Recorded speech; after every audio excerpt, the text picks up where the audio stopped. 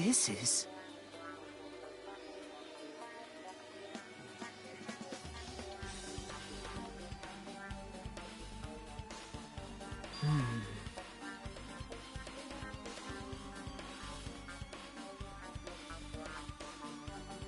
Wow.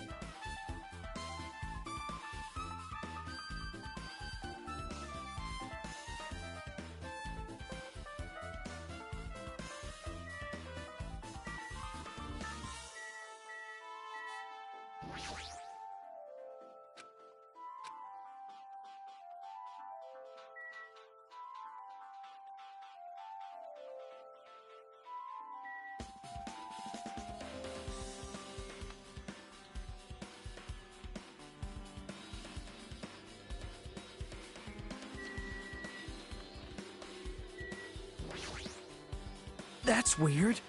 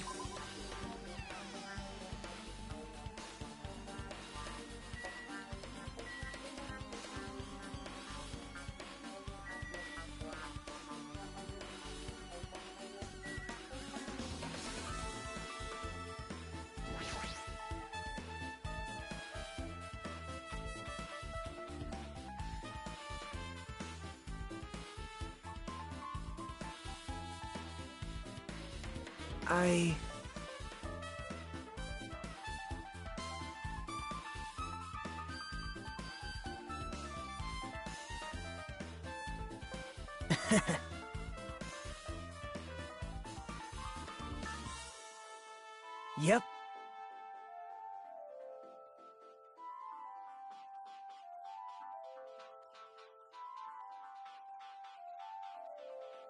Now then.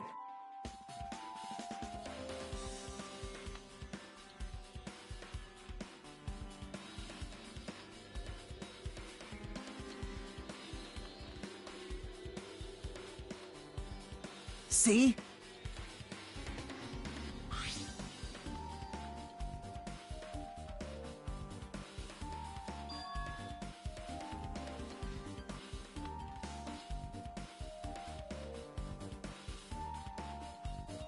Yep.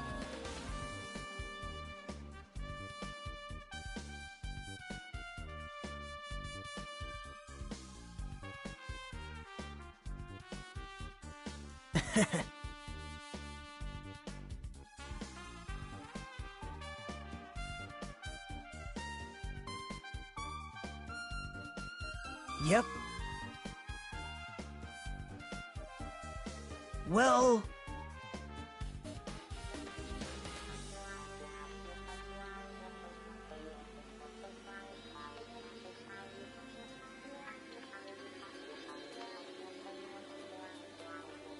Perhaps...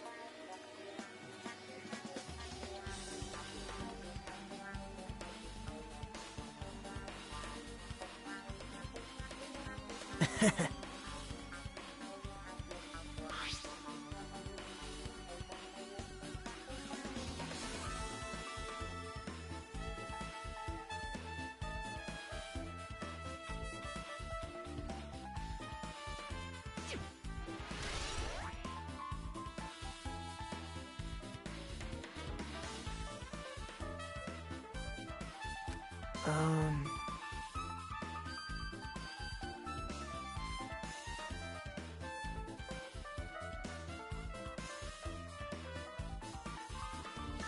See?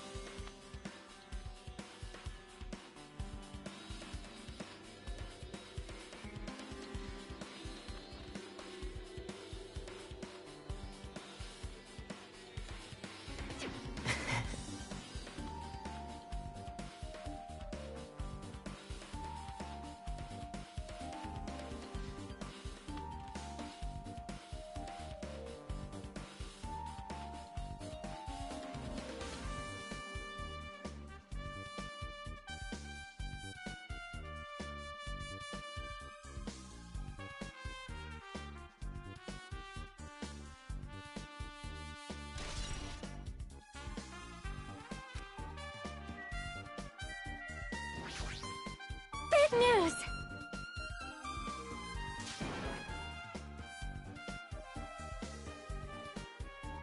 See?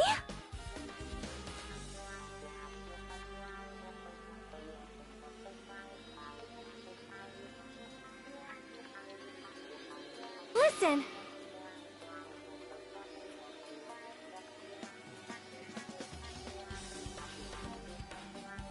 Well?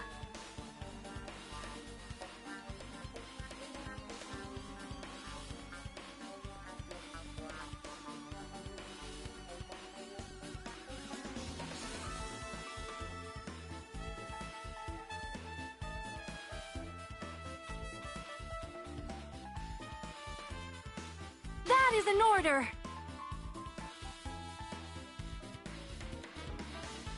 Hey.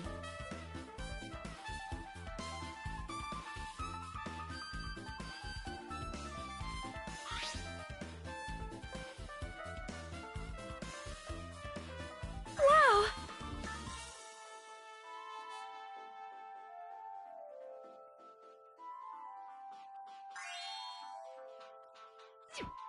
Anyway.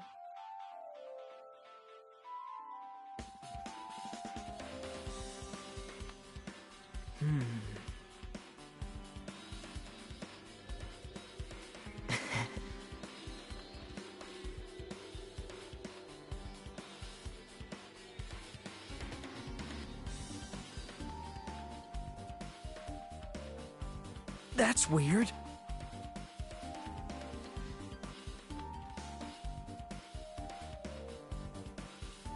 However...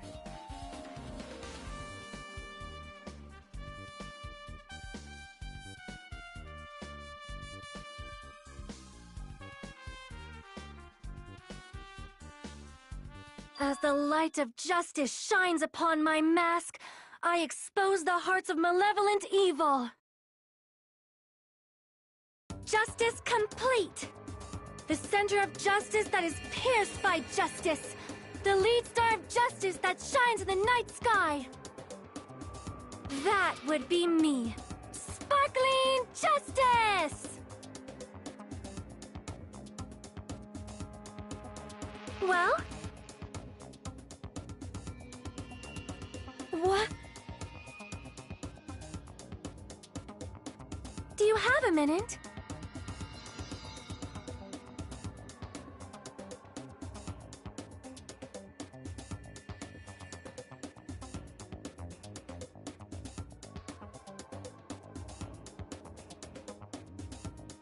However...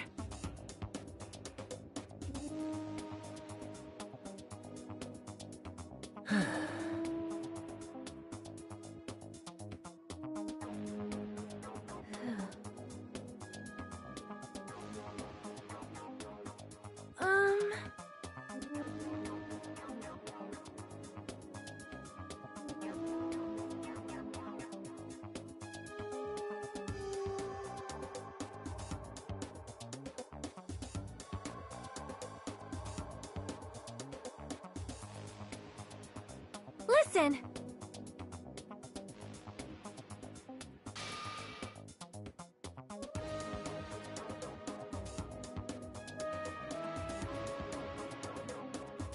Well, I...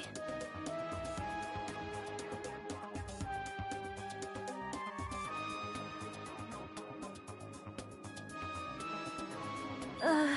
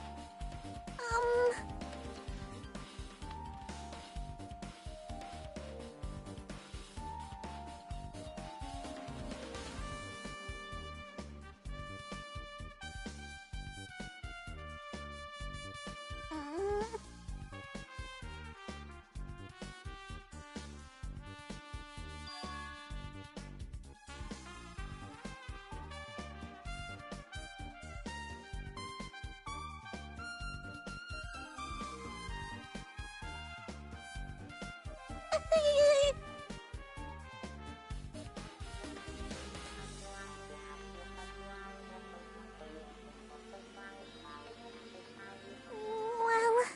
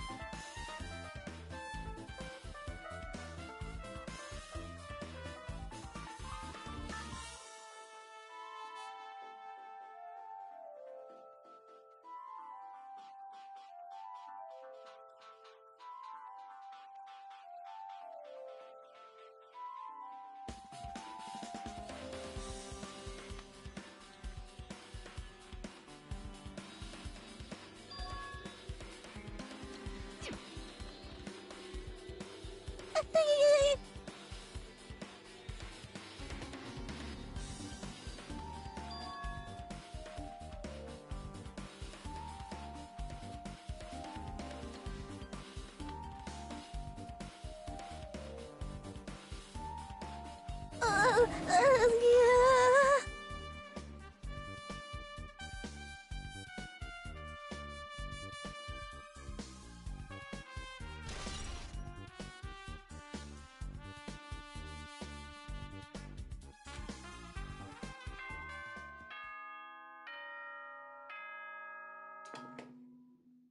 The time for unparalleled hedonism has come to an end! Come! Now is the time to fight the decisive battle! The hostility of fresh blood, the insanity of a contest of wits! The class trial is finally raising its curtain! So meet up in front of Monokuma Rock! Once you're there, please proceed to the underground by taking the elevator located at the secret entrance. I'll see you soon! now then.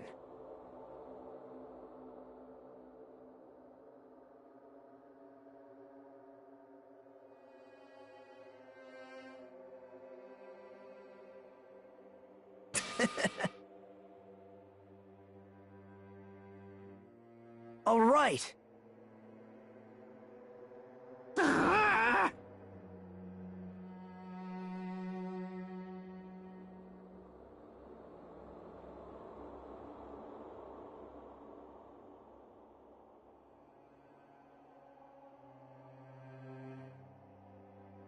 There is no escape.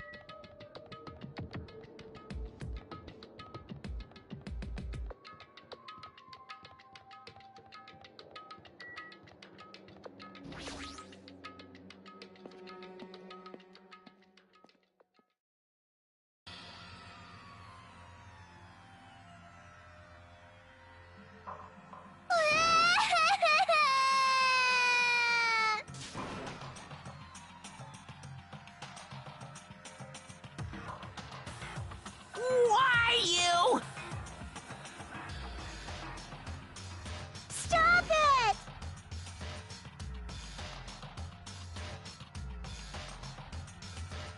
Sheesh!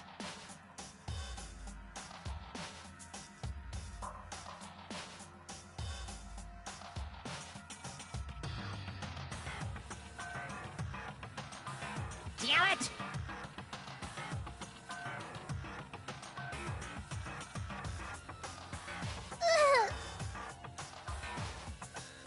Unbelievable.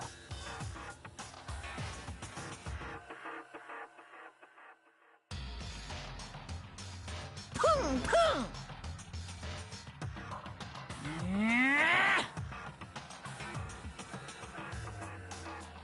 How strange.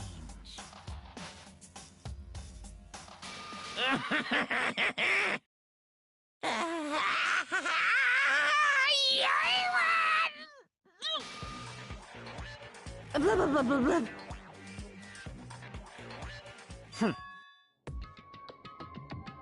Hmm?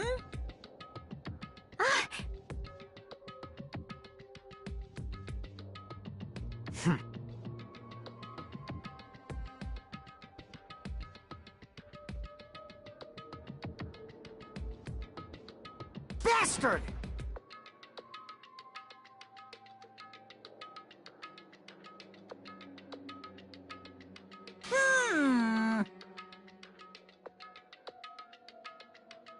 Anyway... See ya later! This is bad. Like, Show some spirit!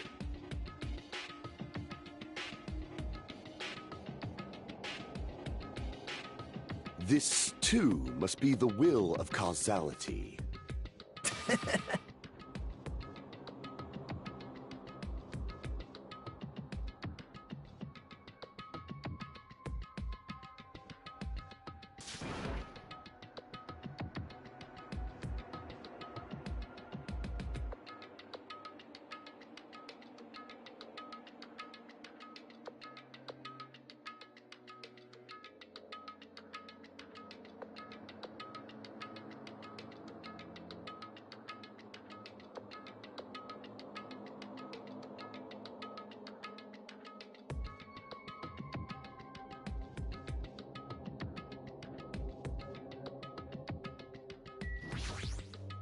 listen!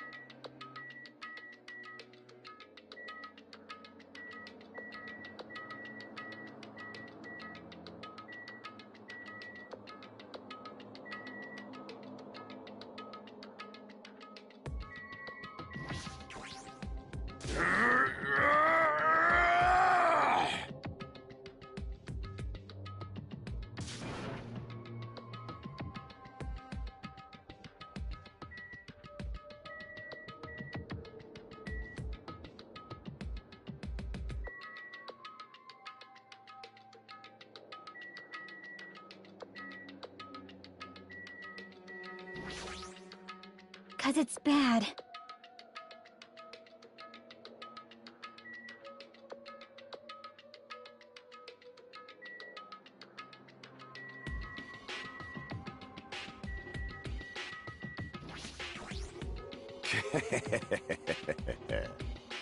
It's nearly showtime!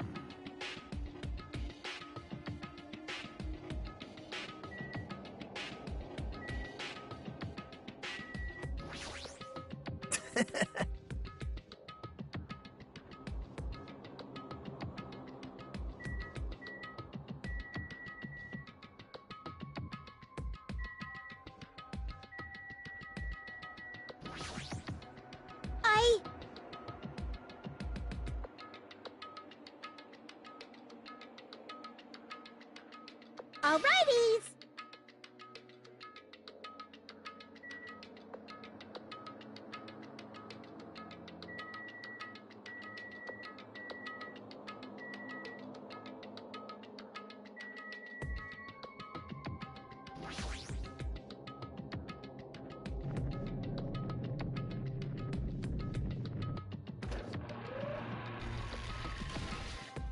You're so evil!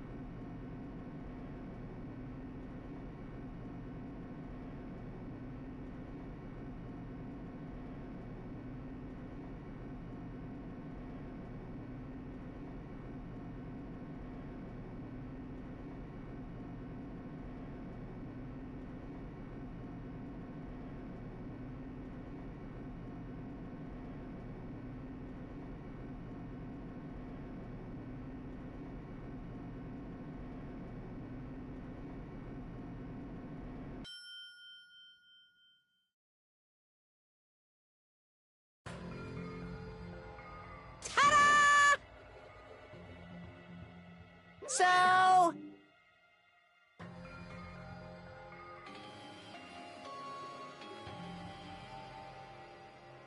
Impossible!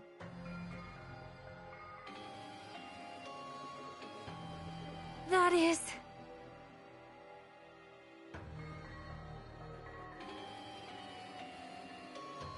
No, no!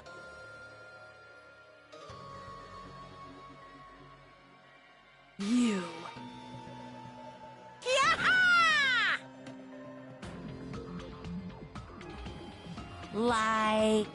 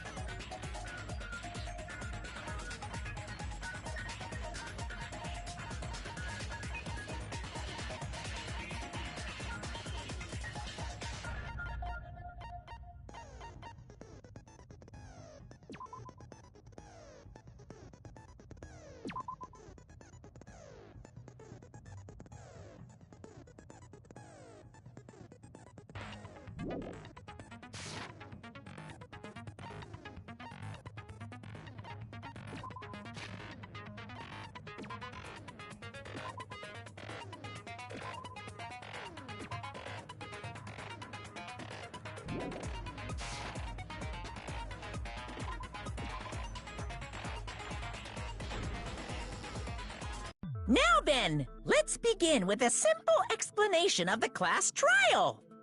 During the class trial, you will present your arguments for who the killer is and vote for who done it. If you vote correctly, then only the blackened will receive punishment. But if you pick the wrong person, I'll punish everyone besides the blackened, and that person will earn the right to leave this island. Oh, no matter how many times I hear it, it's such a cruel rule. Now then, let's first discuss the motive. That masterpiece of gaming, Twilight Syndrome murder case. What? Who cares about that game? The outcome of this trial should be determined by whether or not we find Mahiru's killer. Nevertheless, we shouldn't ignore it. After all, that game is the motive this time. Yeah, you're right. Then let's try discussing that first. I'm sure everyone who's beaten the game already knows that it's based on an actual murder case. Some of us have not beaten that game. Give us a detailed explanation. It means Twilight Syndrome Murder Case is a non-fiction game. Additionally, some of us are characters in that game too. Some of us are characters in a video game? So, I think it's better if we clarify who the characters in the game are first.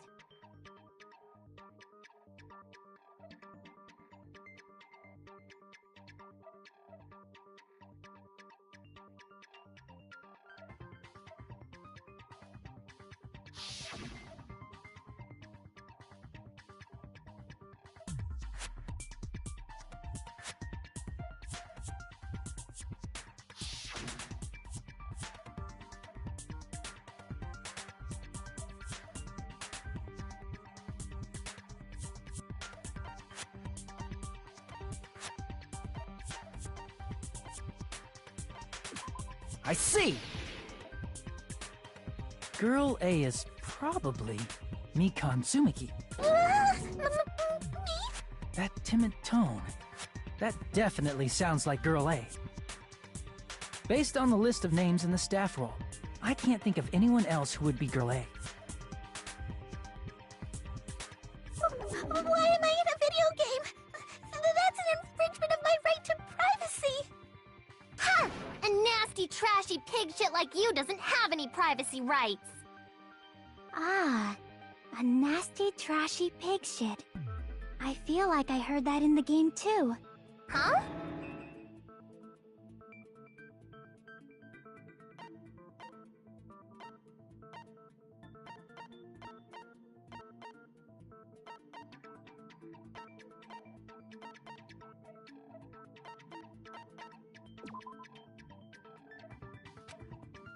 Damn it!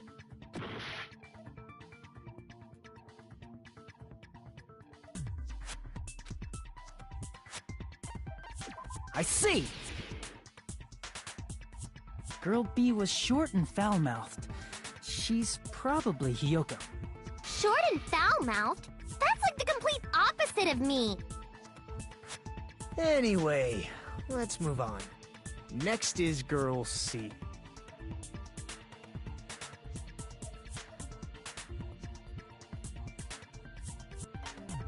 I see! Girl C is Ibuki. Girl C? Then I'll see you next Tuesday!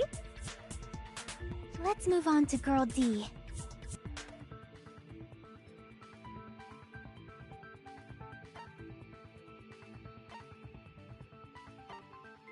I see! Girl D is Mahiru, the victim in this case. Yeah, that's correct. Let's skip Girl E and talk about Guy F.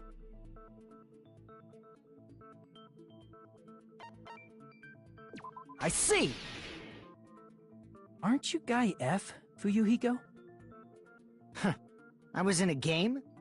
That's fucking stupid. That reminds me. Wasn't there another person whose last name was also Kuzuryu? Another person? It was one of the names on the staff roll. The names were Sumiki, Koizumi, Sayonji, Miyota, Sato, Kuzuryu, and then another Kuzuryu. Hold on! Why do you keep saying there were two Kuzuryus? It's not like I'm wrong. That's how it's written on the staff roll. Since you beat the game, you probably know what this actually means, right?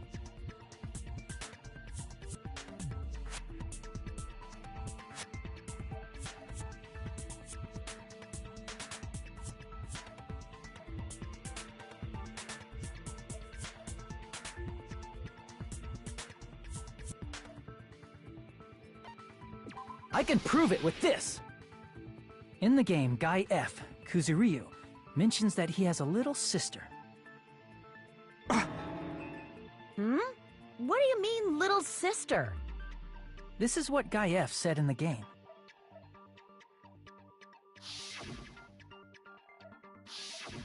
It's pretty clear. There's no doubt that Guy F had a little sister. Plus, the sister actually appeared in the game. That's why the name Kuzuryu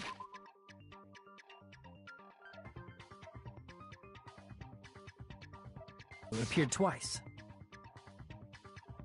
By the way, what role did Guy F's little sister, the other Kuzuryu, play? You probably noticed, right?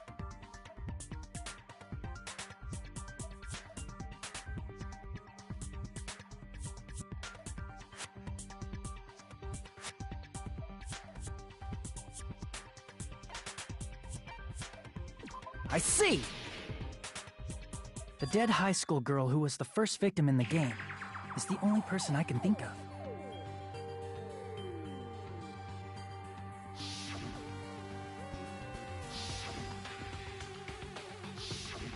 Based on Guy F's tone in the game, it's clear that Girl E is not his little sister. So if the only person left is the dead high school girl, then she must be Fuyuhiko's sister. Why do you sound so fucking happy? That's a winning personality you've got there. Winning personality? Are you praising me? I was being sarcastic, dumbass. Hey, you said the game is a work of non-fiction. That means Fuyuhiko's little sister is... Yeah, I have a little sister. Something wrong with that? It's just a fucking game. Don't go mixing up some video game with reality. It's not just a game. It's definitely based on true events. That's why it's the motive. Don't go making shit up, bastard! If she was the type to die easily, I'd have fucking killed her myself a long time ago. I mean, when I first entered Hope's Peak Academy, she was mouthing off to me, as usual, and sent me off.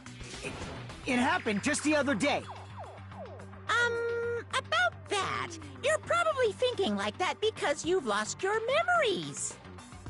Shut the fuck up! You be quiet! I see. So you're never gonna accept that that game is based on true events, huh? Okay, I understand your attitude toward this class trial now. Nagito, you seem to be doubting Fuyuhiko a lot. Do you suspect he's the killer? A mystery that easy would make me feel sad. It wouldn't be good enough to serve as everyone's stepping stone. That's why I'd be much happier if Fuyuhiko wasn't the killer. Okay, you're starting to act weird again. Anyway, now we've established who all the characters in the game are. Girl A is Mikan. Girl B is Hiyoko. Girl C is Ibuki. Girl D is Mahiru. Guy F is Fuyuhiko. And the first victim in the game, that dead high school girl, is Fuyuhiko's little sister. That's just a story in a fucking game. If so, then Girl E is Miss Sato. Could it be? The same Miss Sato who likes white rice? I don't know what Sato you're talking about, but I don't think she's relevant to this case. Maybe it's related to Gundam's last name, since they're both really plain names.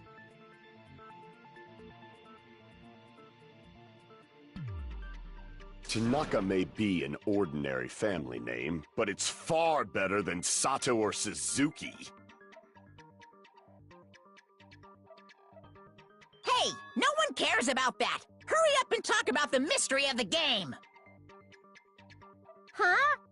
What do you mean, mystery of the game? My, you don't know. I heard that Girl E got killed. What? No way! Is that true? Getting killed is so violent, don't you know? My, such awful times we live in. Why did this happen? You guys are definitely friends. So the mystery of the game is the murder of Girl E, correct? Then let's hurry up and solve it! Let's first figure out why Girl E was killed.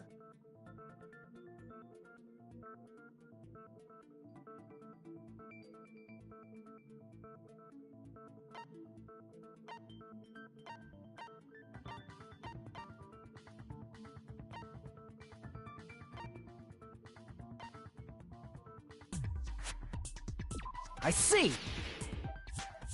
The reason Girl E was killed is because she killed the first victim in the game. Which means Girl E was killed as revenge for the dead high school girl. What do you think, Fuyuhiko? Apparently Girl E was killed to avenge your little sister.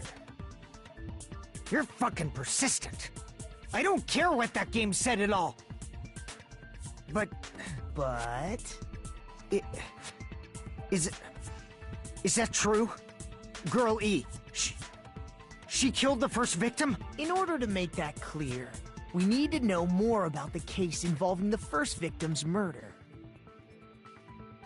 It's the murder that occurred in the music room. I knew it would come up, so I prepared in advance.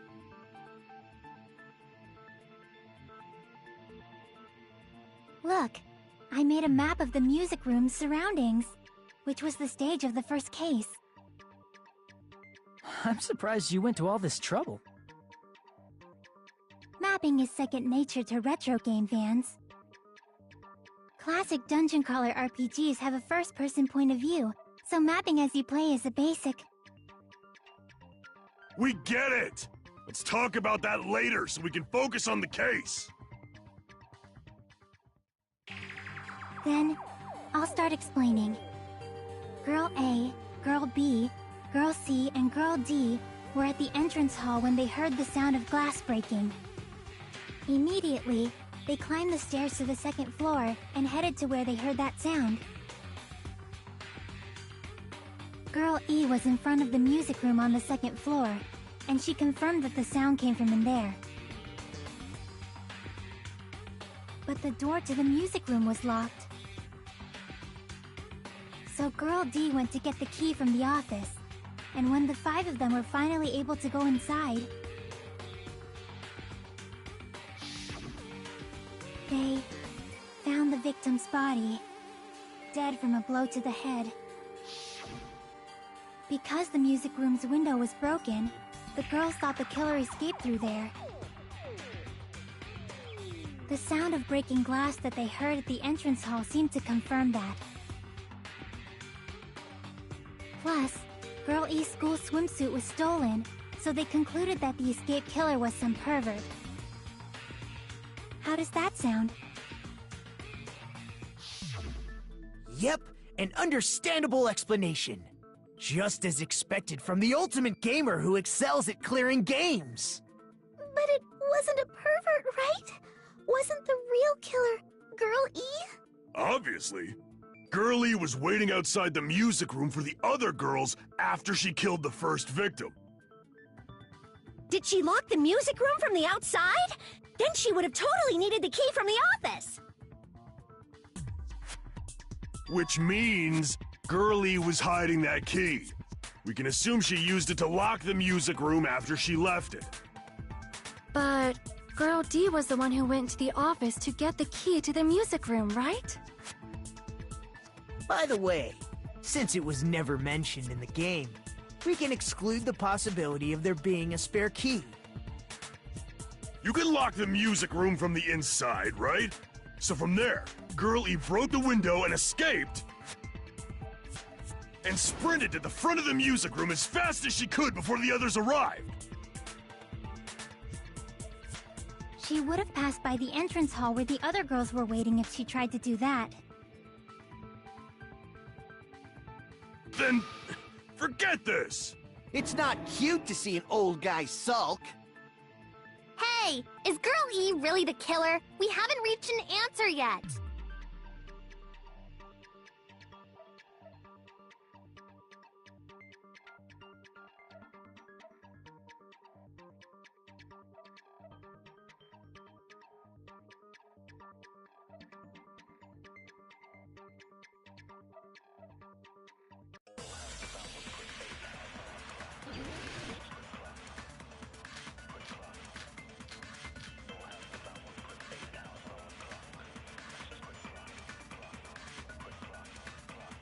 After she killed the first victim in the music room, what did Girl E do?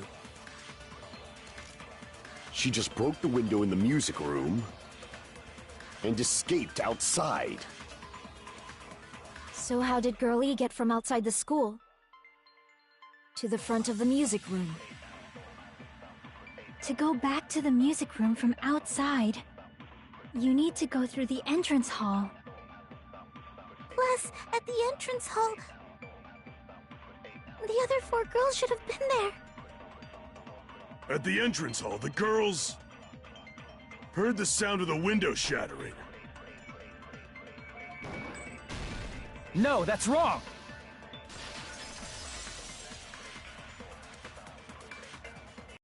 First of all, the sound the girls heard wasn't the window breaking. If it wasn't the window, then what broke to make that sound? A vase. Vase? How low can you go? After the murder, a broken vase was discovered in the classroom next to the music room. So the sound of breaking glass that the 4 girls heard wasn't the music room's window. It was the sound of the vase breaking. Probably. Actually, the murder was nearly finished by the time the 4 girls met in the entrance hall. Girl E killed the victim in the music room, broke the window, and went to the office to get the key. With that key, she locked the music room from the hallway, returned the key to the office, and went back to wait in front of the music room. All she had to do was break the vase in the next door classroom as the 4 girls met by the entrance hall. To make them think the murder had just occurred and that the killer had just escaped. So, when the 4 of them ran over after they heard the sound, Girl E acted like she had just rushed over too. I see! Now the mystery has been solved! Wait a minute! The mystery hasn't been solved yet! You haven't determined what the murder weapon was yet! Who cares about the murder weapon? We found out who the killer was. Not cool! I went to all the trouble of making this death march, so you gotta stick with it to the end! What the heck? You're so annoying! Fine, let's figure out the weapon. If this keeps up, I'm gonna feel like I need to shit. Which means I'll feel disgusting! You're the disgusting one. The weapon is pretty unconventional. The answer was revealed in the game, though. Now then, will you guys be able to figure it out?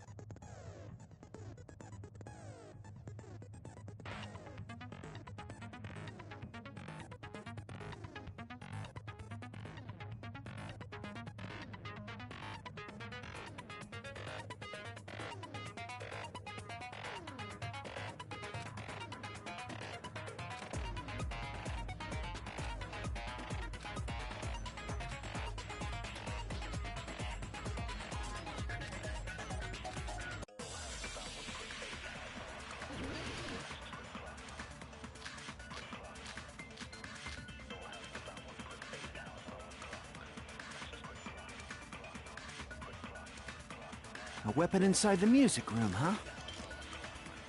What about broken glass? Isn't the cause of death a blow to the head? Then she attacked her with the fish tank. That's too big to be a weapon. Then the piano. Why are you going even bigger? The investigation conducts universal chaos. It's on that big a scale, too? How about beating her with gravel instead? I agree with that.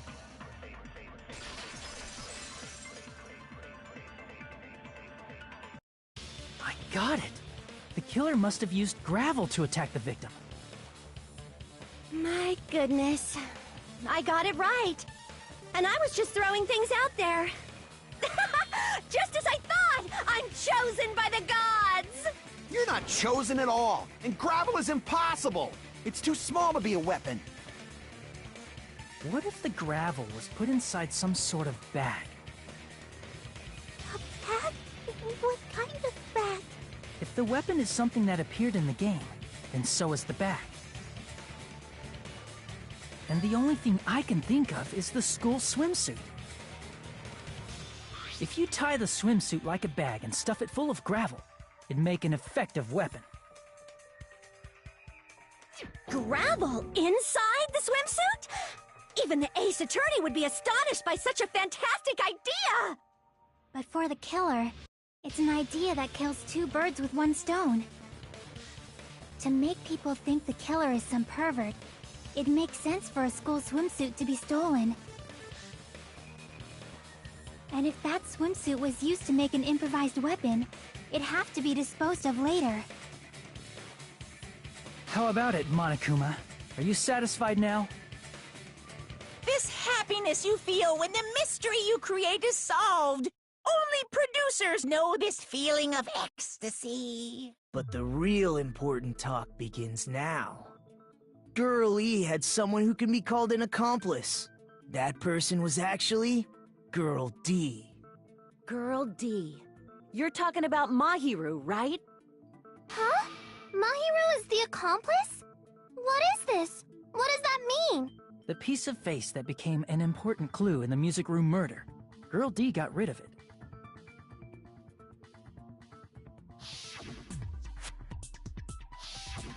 And apparently the reason Girl E committed murder in the first place was to protect Girl D. Girl D was being harassed by the victim. Girl E found out and tried to stop it. And they ended up getting into an argument. And she felt a rush of anger and ended up killing her. But she should have had a clear murderous intent. I mean, she choked her out and then bludgeoned her to death. She probably made her unconscious by accident. And from there, she couldn't go back. I somewhat understand that feeling. You can? That's pretty scary. But Girl E was also killed by someone on the 4th day. Or the game's last day. I might as well ask just in case. Who do you think killed Girl E?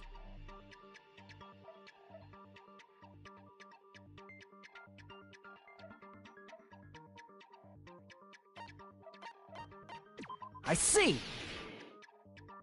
It should have been Guy F.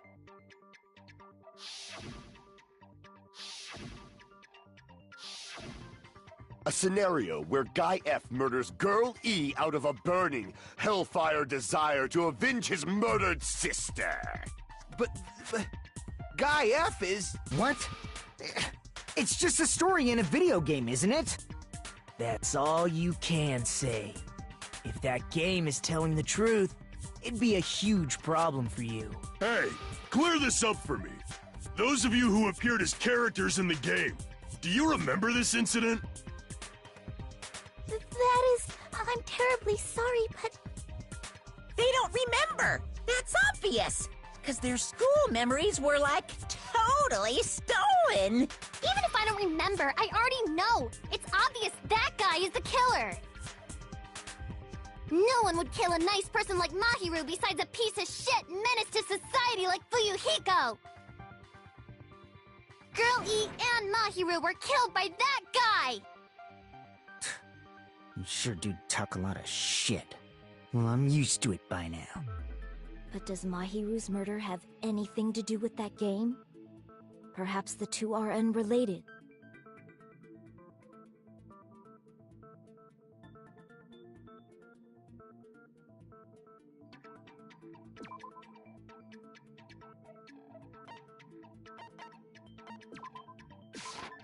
I can prove it with this! I'm not sure the two events are unrelated. At the very least, the killer has definitely played the game.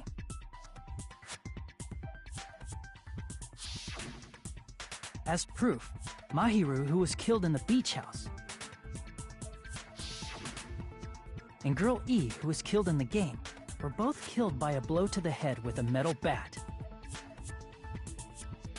There's no way we can ignore that connection.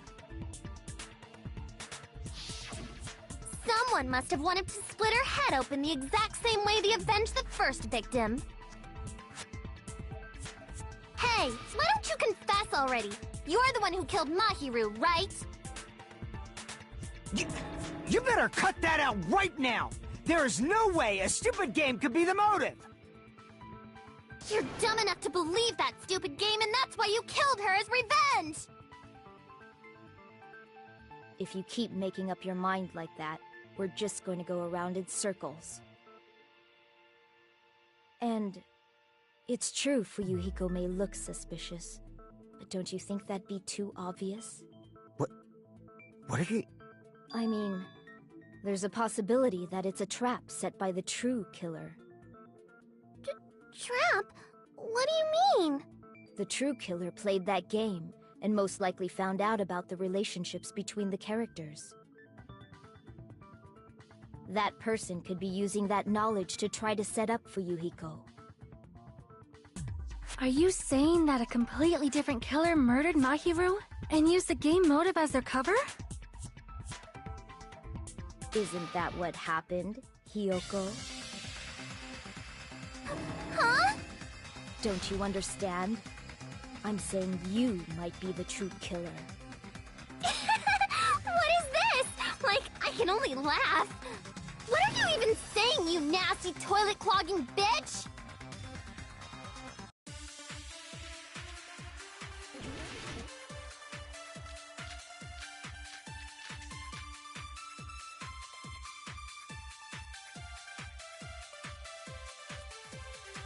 What are you saying, you four-eyed troll?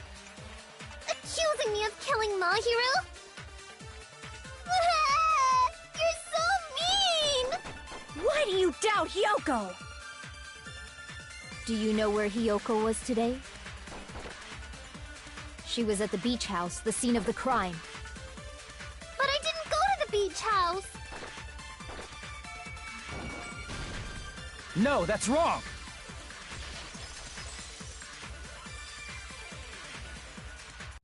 Wait a minute. You should have been at the beach house, Hyoko. Seriously, I told you I didn't! But these footprints in the sand in front of the beach house, aren't they yours? I don't have such ugly footprints! They're probably Mikan's based on how ugly they are. Don't decide that based on ugliness! Huh. They're not Hyoko's footprints? That's strange. The footprint I collected from your room matches these footprints perfectly. Collected? I never gave you permission to collect that, you nasty pedo! Plus, the footprints left in the sand were facing away from the beach house. Which means, when the owner of these footprints went inside the beach house, they used a different entrance. A different entrance? Are you talking about the door facing the road that Mahiru's body was leaning against? Are you saying when that person went inside the beach house, the body hadn't appeared yet? The door was still accessible when they went in, and wasn't when they left. Which means something happened in between those two events. Isn't that right, Hyoko? Ah! I remember now! I remember when I went to the beach house! So you finally decided to confess. I'm pretty sure you guys already know this, but going for walks in the morning is my daily routine. I've never heard of that daily routine before. And that's when I went to the beach house. I went there on my morning walk. I see. If you went there during your morning walk, that doesn't have anything to do with the case at all. Don't believe her so easily, dumbass. She's obviously lying. Huh? It's a lie? People who call other people liars are usually liars themselves. If you say I'm lying, prove it. Can you even prove that I'm lying? There's no way a bunch of worthless idiots like you guys would be able to do that.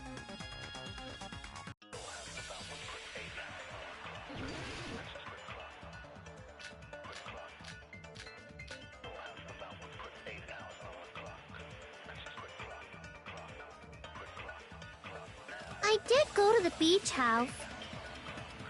But only during my morning walk. I didn't go any other time.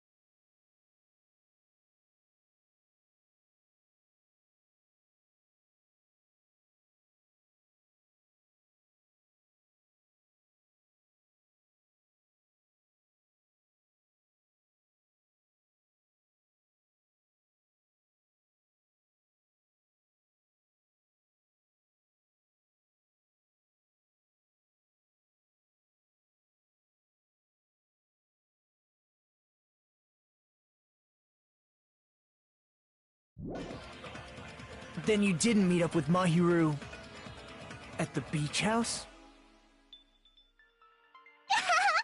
Obviously not! Saying I met up with her when I never even saw her? Is this a panel of idiots?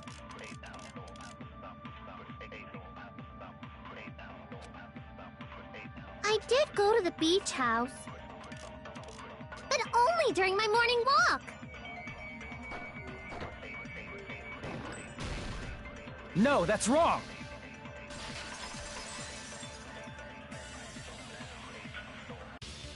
Only during your morning walk, huh? Will you still claim that after you take a look at this letter?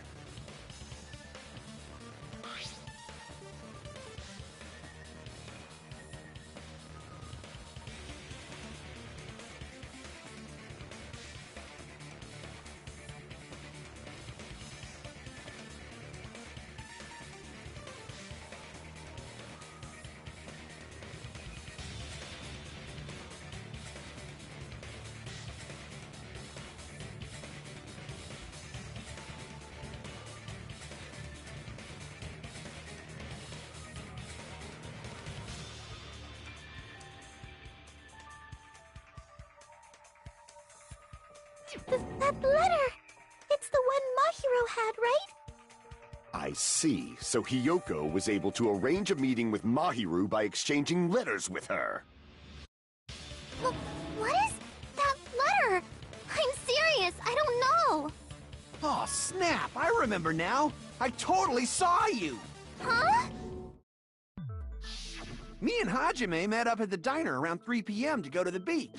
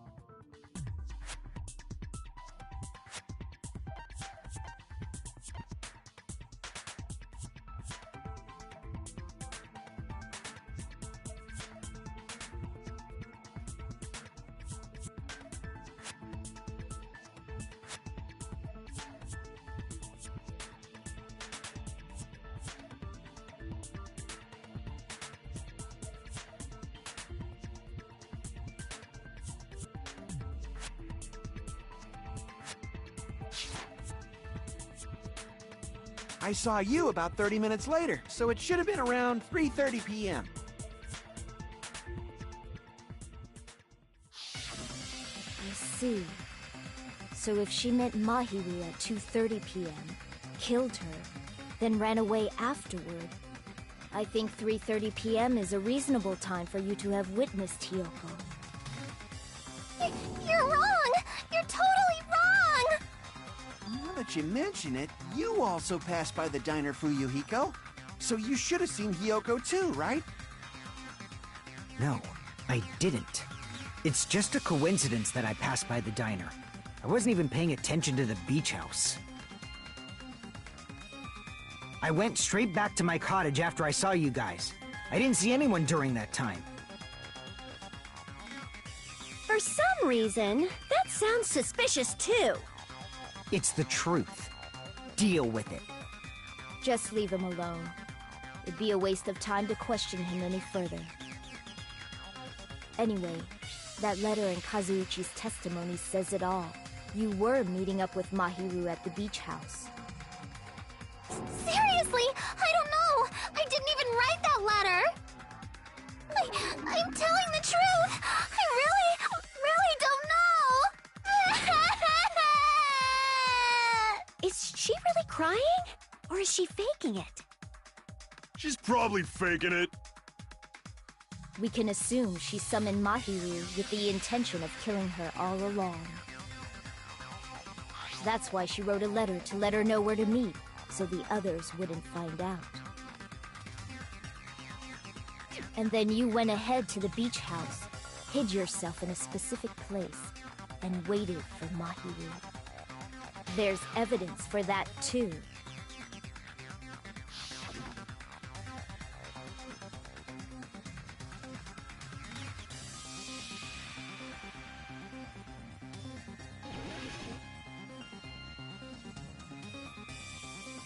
Here!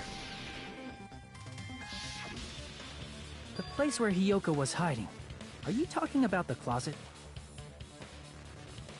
Yes, that's right. The gummy candy we found on the floor is the evidence. Hiyoko, your favorite candy is gummies, correct? What's a gummy? I've never eaten something like that before. I have captured the true character of this mystery. Hiyoko, who summoned Mahiru to the beach house, hid inside the closet like a familiar. When she saw her chance, she attacked her like an evil spirit and left the beach house like a swift wind. But Hiyoko miscalculated that Mahiru's body would be blocking the door at that time. Because of that, she was only able to leave from the beachside door and ended up leaving her footprints. We have presented the proof! My 4 dark devas of destruction didn't even need to come out! It's a trap! This is obviously someone's trap! Who's someone? Whose trap is it? It must be that one person. You know, the one with the mask, maybe? The one with the mask? There was a suspicious mask at the beach house, right? Whoever was wearing that could be the real killer. You're the one who wore that mask and killed Mahiru, right? There's no way I'd wear such a childish mask. Is your brain fried or something? That is right. It cannot be Hiyoko. That mask belongs to Sparkling Justice! Huh? Sparkling what now? That mask says it all! Sparkling Justice is hiding on this island! Which means the legendary serial killer Sparkling Justice is the one who killed Mahiru! Why, you? If you continue to say such foolish things, I shall tear you limb from limb. Don't blame Miss Sonia. It's just a difference between cultures. Culture shock, you know? Hiyoko, why don't you just admit it already? You're being unreasonably stubborn. It's all in your heads! Oh, why can't you understand? I'm not the killer!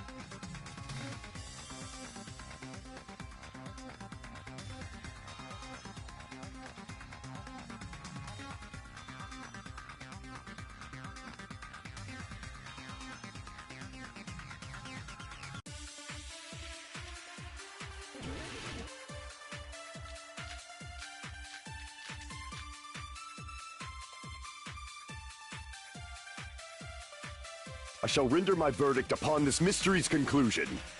Hiyoko is the sinner who killed Mahiru! I'm telling you, it's a trap! There's no doubt. You went to the beach house, right? That is... And weren't you also hiding in the closet? So that's when you dropped the gummy! No, that's wrong!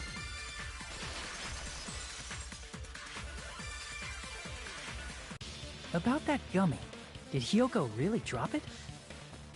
The only one childish enough to eat gummies is that midget over there. You're a midget too, you know.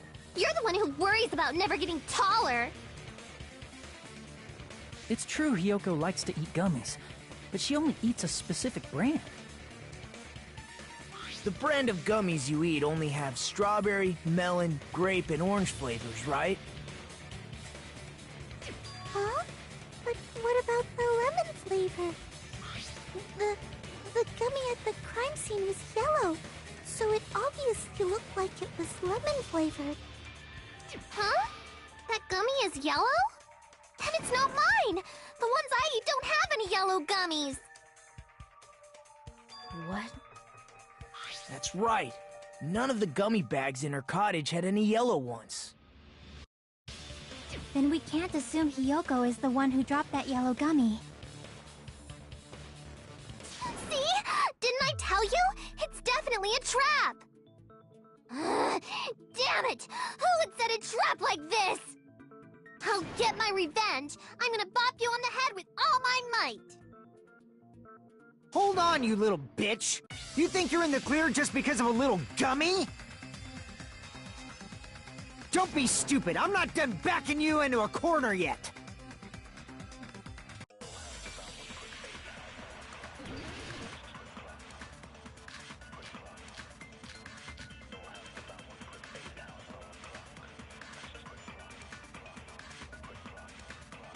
We're not done with Ryoko yet! There's still a huge piece of evidence left! You're talking about the footprints near the beach house, right? It's true, that's an important piece of evidence. And we can thank Mahiru for it! What does that mean? Mahiru used her last ounce of strength and... No, that's wrong!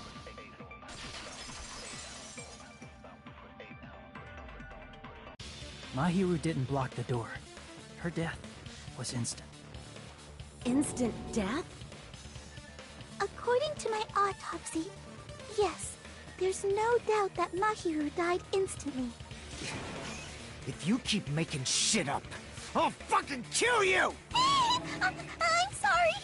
Fuyuhiko, you cannot do that. Only a coward threatens women.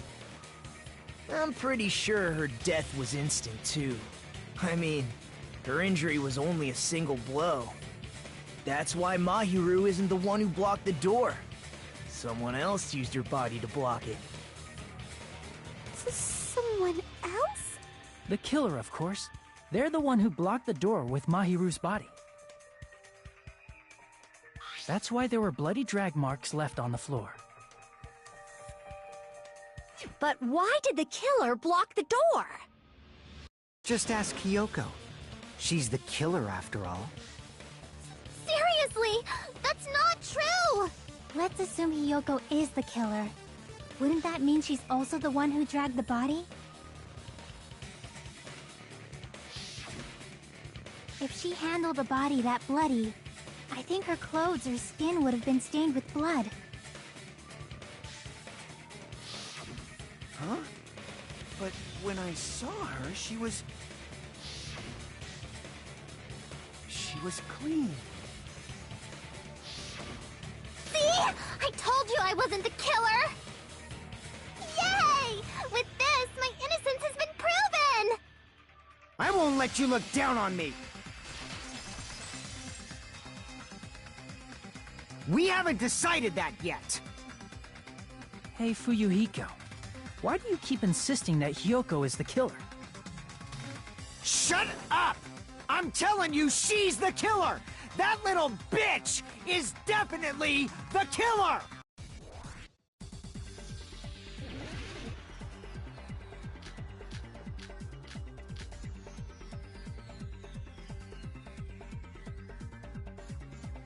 If Mahiru didn't block the door, then Hiyoko did it.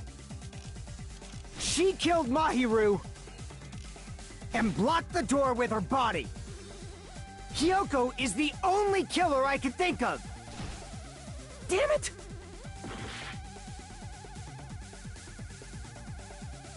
If Mahiru didn't block the door, then Hiyoko did it. She killed Mahiru and blocked the door with her body. Hiyoko is the only killer I could think of.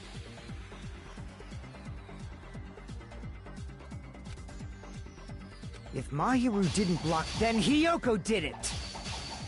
She killed Mahiru and blocked the door with her body. Hiyoko is the only killer I could think of. If Mahiru didn't block the door, then Hiyoko did it.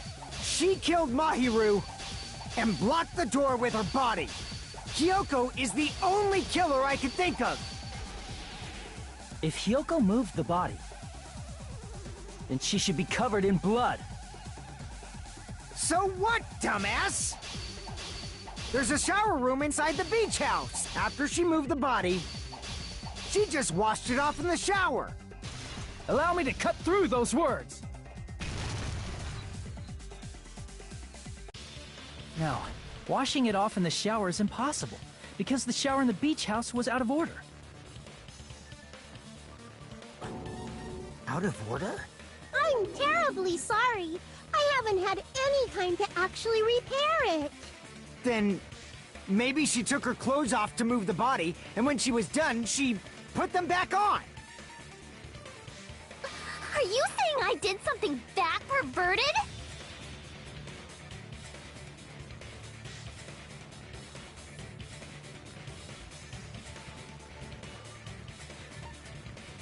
I see!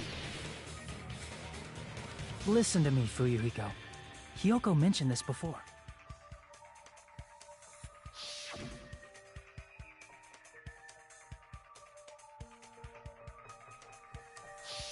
Which means Hiyoko can't change by herself. It's impossible for her to put on and take off her clothes.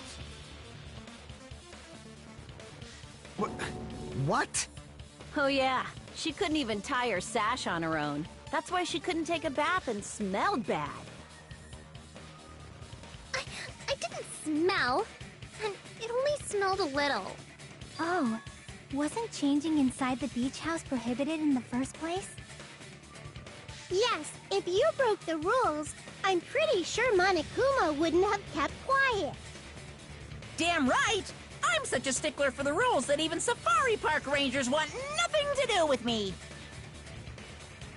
If she didn't change her clothes, then what did Hiyoko do with the blood that got on her?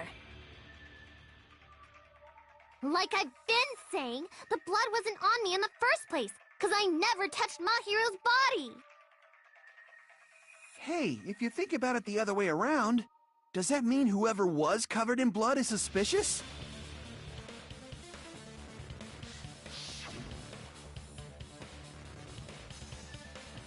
Because if so, I believe Akane was soaked with blood when we all met up to go to the beach.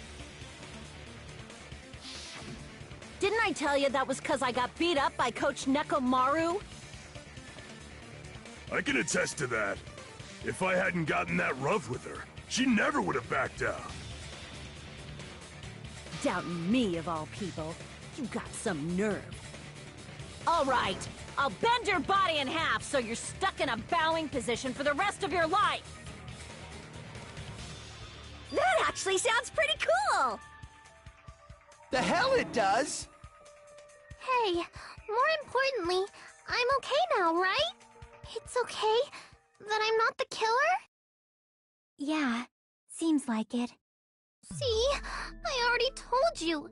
There's no way I'd kill Mahiru. 'Cause Mahiru taught me how to wear a kimono, and she was very, very kind. There's no way I would kill a nice person like her! Why wouldn't you believe me earlier? You guys are stupid! Stupid, stupid, stupid! Hyoko, please don't cry. Everything is fine now, right? Shut the hell up, pig barf! I hope you get a hangnail and die! I'm sorry for being pig barf!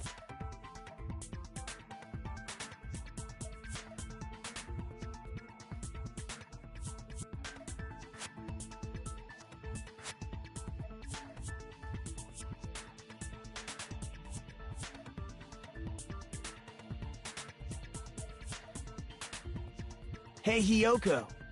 Now that our suspicions have been addressed, can you tell us the truth? Huh?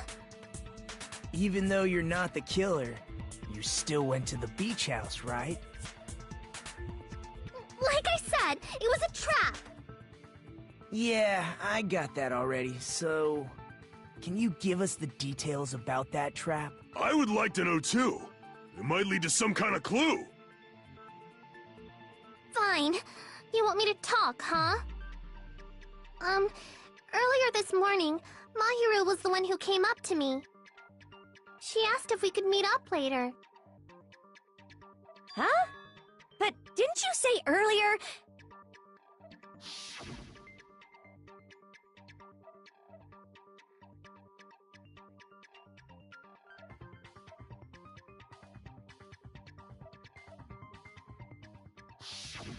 Damn it! So that was a lie? 'Cause I thought it'd be doubted if I admitted it. So I figured it was better not to say anything. So, what was your answer to Mahiru's invitation? I told her it was fine. I mean, I didn't have a reason to say no. Unlike everyone else here, Mahiru was someone I wasn't embarrassed to be seen with. You always have to say something snide. At the time, we were supposed to meet around 2 p.m., but... Around noon, there was a letter inside my mailbox. A letter? Yeah, this one.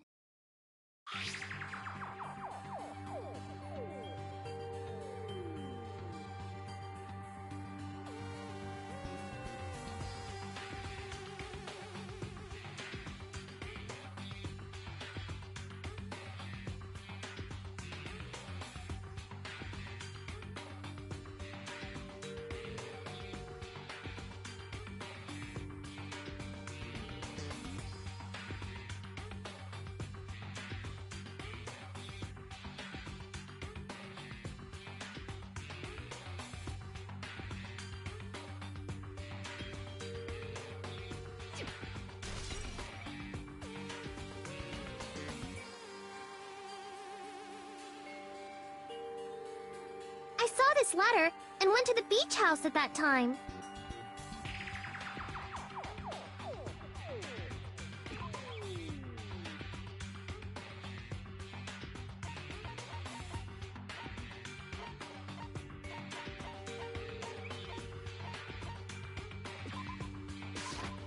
I can prove it with this. This letter. Doesn't it look like its contents are different from the letter Mahiru had?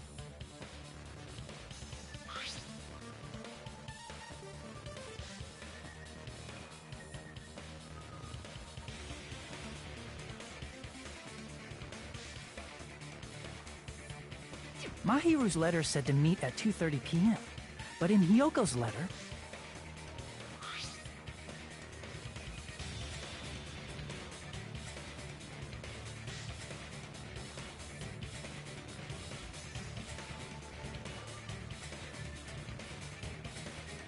Whoa! The meeting times are off! It's also strange that both letters wanted to change their meeting spot to the beach house. It would be plausible if one of them said it, but for both letters to say the same thing? Hyoko, since you wrote it, what do you think? Like I said, I never wrote the letter. How many times do I have to tell you?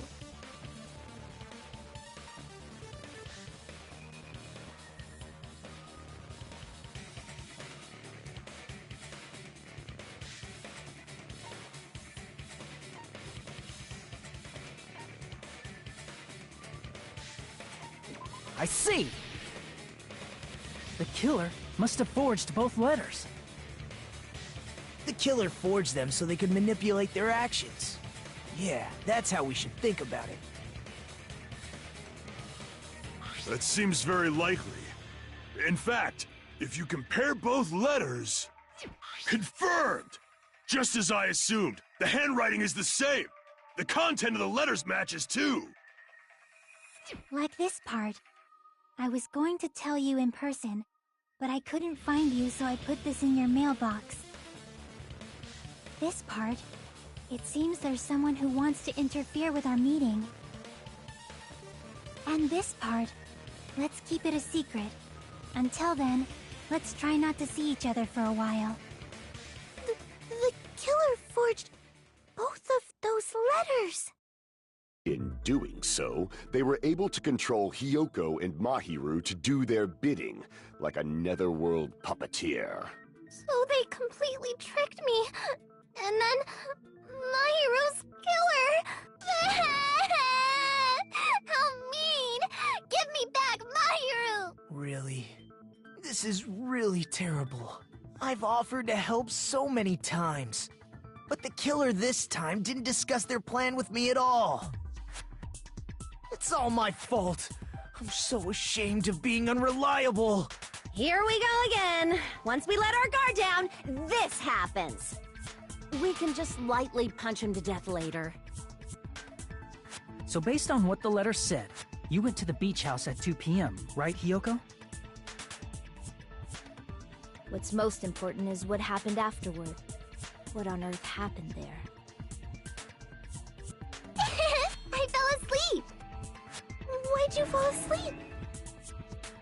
It's not like I wanted to. I think I was forced to get a whiff of some kind of medicine or something. Medicine? That medicine... Could it be?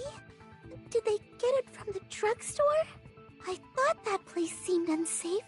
They even have prescription medicines laying out in the open. If you were aware of that from the start, you should have done something about it. I'm sorry. When I woke up, I was inside a small closet. And when I rushed out, I saw Mahiru's body. And that's why you ran out of the beach house in such a panic! I was scared. I was really, really scared. Really scared that I couldn't help, but... The killer probably planned to frame Hiyoko from the start. And for that reason, they summoned Hiyoko before Mahiru, put her to sleep, and shoved her inside the closet. So their reason for blocking the door with Mahiru's body was to make Hiyoko leave her footprints as evidence. Everything was done to frame Hyoko as the killer. That's horrible! I didn't do anything wrong, and I was framed by Mahiru's killer!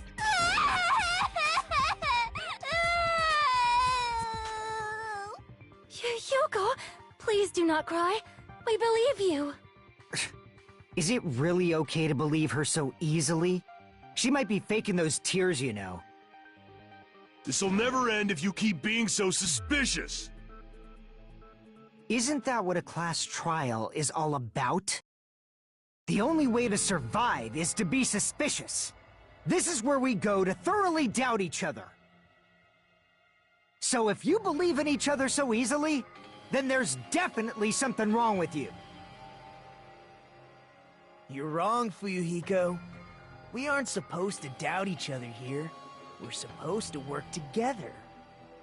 The class trial is where we cooperate with each other, work hard, and aim for victory. The killer and everyone else. Two hopes attempting to grasp the one true hope. Two hopes clashing with each other is poetry in motion. That is what a class trial should be. Seriously, which side are you on? I'm on the side of the absolute hope that can overcome any despair. And I believe that absolute hope exists at the point where two hopes clash. Your stance is neither white nor black, but gray, and you do not yearn for your life, or even for victory. Jeez, I wish he'd just side with the enemy already so I can believe what he's saying! Let's stop. Believing every little thing Nagito says is a waste of time. Yeah, we need to figure out who Mahiru's killer is. There should be a new clue contained in what Hyoko has told us.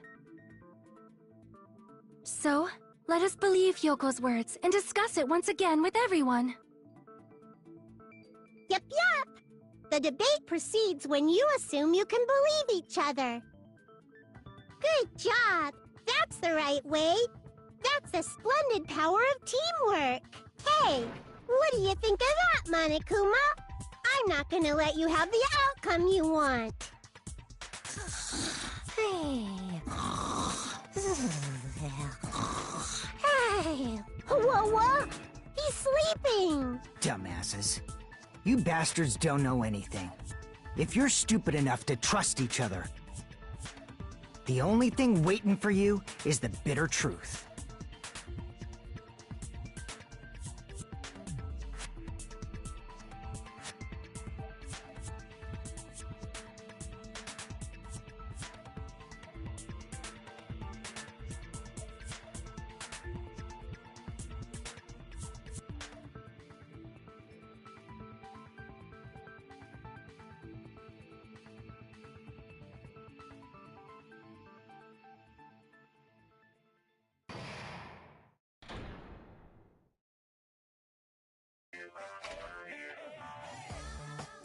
Well now.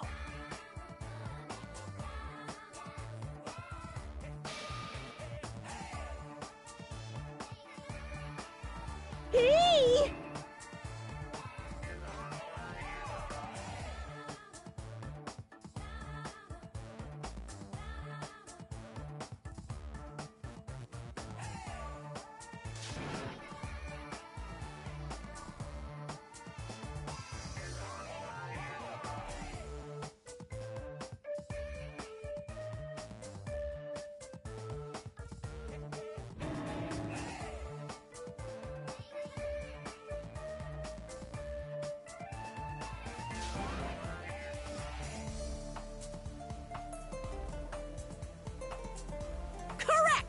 You say Nanu in German when you're surprised.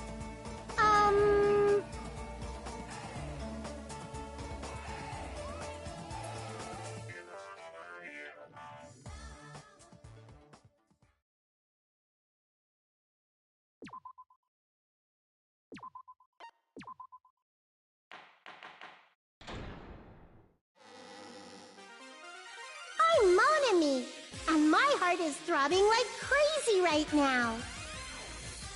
To think that the person who killed the wonderful Mahiru Koizumi is in this room. Impossible! Impossible! That's so impossible! There's no way I can believe that! Ugh, I can't do anything. How annoying. But I'm just gonna believe in everyone. That's the least I can do. Everyone do your best. Don't lose to yourselves. And don't forget to save regularly. Well, now that we've decided to believe Hyoko, now what? If the killer was luring Hyoko into a trap, then something that was used there might be a clue. Do you mean the letter? No, it was probably the gummy. Huh? Candy can be a clue? Hey, when you woke up, was the gummy already there?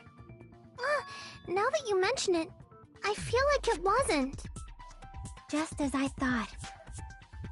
Just as you thought? If the killer planted evidence while Hyoko was there, she would have thrown it away if she found it.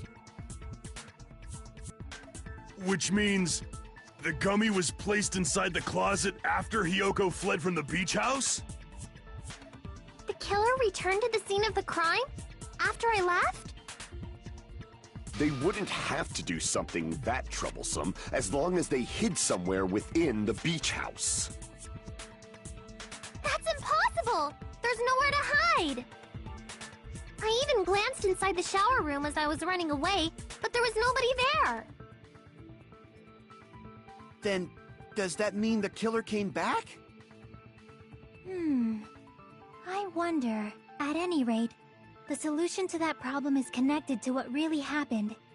That's what I think.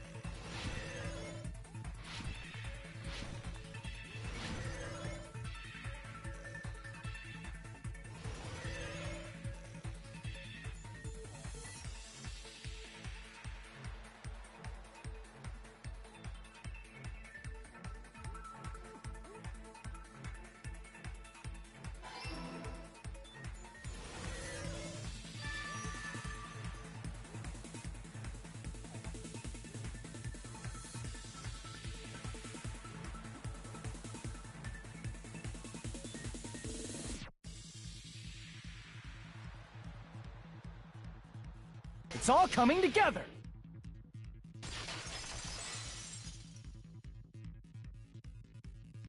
Do you think the killer might have been hiding? You spent all that time thinking just to say something so pointless. How disappointing. Didn't I just say there was nowhere to hide? Do I have to explain it in another language so you can understand? Her personality got a hell of a lot more forceful once she stopped being a suspect. No, there should have been a place for them to hide. A place you didn't look, Hiyoko. What are you saying? Stop being annoying or I'm gonna make Akane bop you on the head and shut you up for good!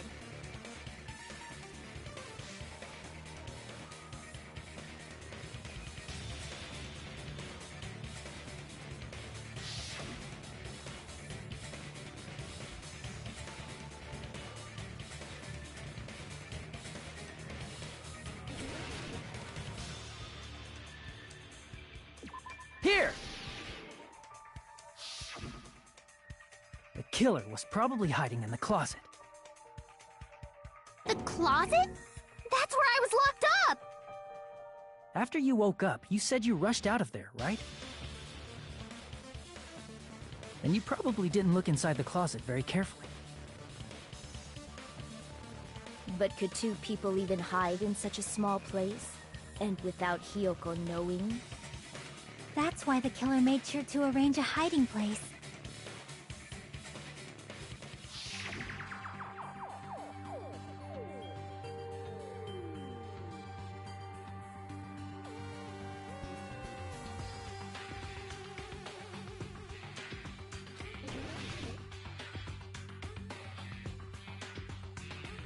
Here! What about the surfboard case in the closet? I'm pretty sure they could have hidden in there. Huh? Inside the surfboard case? But the shelf it was on, it was pretty messy, don't you think? Two surfboards were stacked on the top shelf. And there were surfboards that weren't even in a case. The killer probably did that on purpose to secure a hiding place. 'Cause we haven't been on this island that long, so the closet shouldn't have been that messy, I think. Then, the killer was close to me during that time? Yeah, they were quietly holding their breath and hiding very close to you. It's kinda like in for a penny, in for a pound, so to speak. Don't you mean it's always darkest under the lighthouse? I shouldn't say things I don't understand, like, so to speak. Anyway, the killer hid silently, and after making sure Hiyoko left, they finally left the surfboard case. I agree with that as well. Seriously, nobody asked what you think. There's no way the killer would leave Hiyoko by herself if they were trying to frame her. If Hiyoko was left alone and ruined the evidence the killer had planted, it would have messed up their plan. Instead, it makes more sense to think that the killer was hiding in the beach house, watching Hiyoko. Saying whatever you want, even if we didn't ask. All right, if you don't want to friggin' get punched, just stand still and let me punch ya! Oh, you shut up. Then, grit your teeth. Sorry, Akane. It's not like that. Hey, Monokuma. Can I ask you about something that seems strange to me?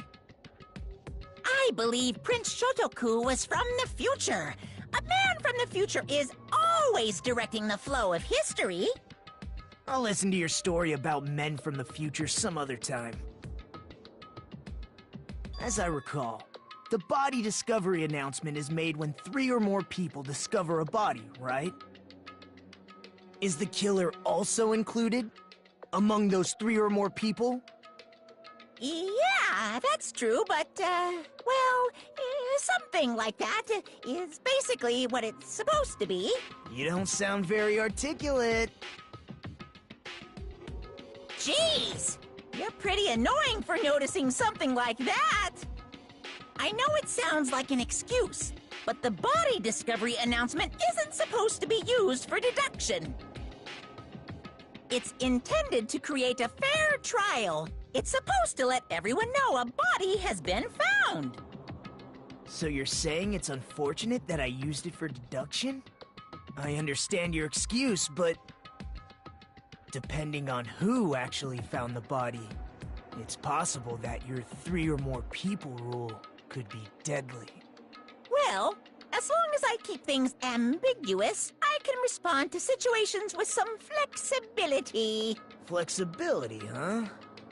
So what about this time? Is it 3 people including the killer or not? Jeez, fine! You want me to say it? It doesn't include the killer this time, okay? All done. Which means 3 people other than the killer discovered Mahiru's body. What's wrong with that? Nothing. I just thought it was somewhat strange. More importantly, let's get back to our original topic. You're the one who went on a tangent! We were just saying the killer was hiding in the surfboard case, right? And after Hyoko ran away, the killer got to enjoy the simple life of destroying evidence. However, before we proceed any further, there's something we have to make clear. The killer blocked the roadside door with Mahiru's body before Hyoko ran away. But what about the blood? Now that you mention it, that mystery hasn't been solved yet. It's going to be all right. If you guys have come this far, I'm sure you can discover that answer too. Now, let's start the argument, shall we?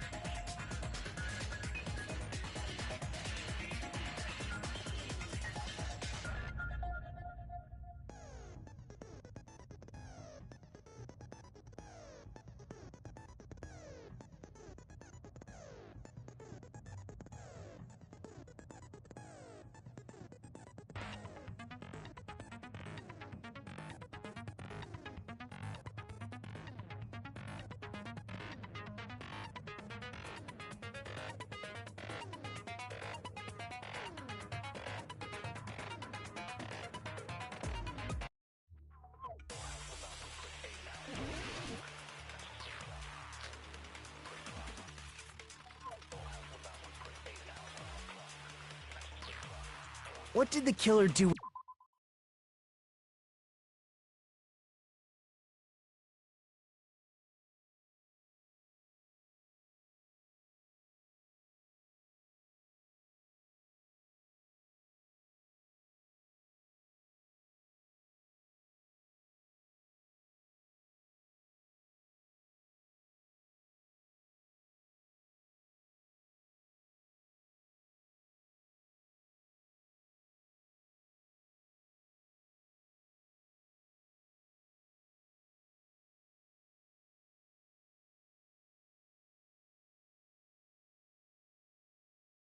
With the blood on their body? Maybe they simply washed it off. They couldn't use the shower, right?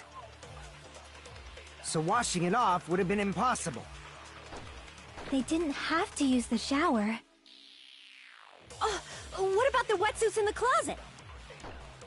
Maybe they wore one when they moved the body. If they used something other than the shower,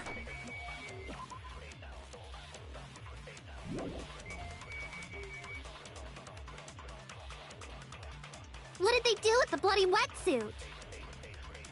They cut it up and floosh.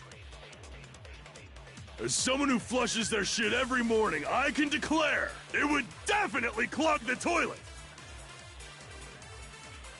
Maybe it's the other way around? Perhaps someone other than the killer moved the body? Maybe they were able to wash it off.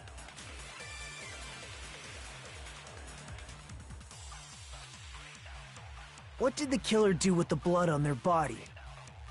Maybe they simply washed it off. They couldn't use the shower, right? So washing it off would have been impossible. They didn't have to use the shower. Oh, what about the wetsuits in the closet? Maybe they wore one when they moved the body. If they used something other than the shower... What did they do with the bloody wetsuit? They cut it up and floosh. As someone who flushes their shit every morning, I can declare it would definitely clog the toilet! Maybe it's the other way around? Perhaps someone other than the killer moved the body? Maybe they were able to wash it off.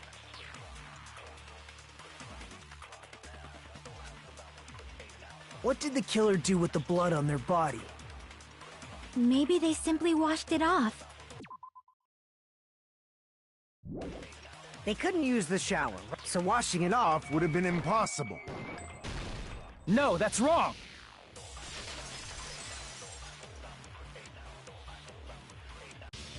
If they just needed to wash off the blood, they didn't necessarily have to use the shower.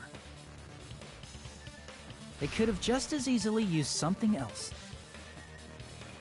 Something other than the shower. Like what? I see! The drinks inside the refrigerator. Couldn't the killer have used those to wash off the blood? I've seen through it.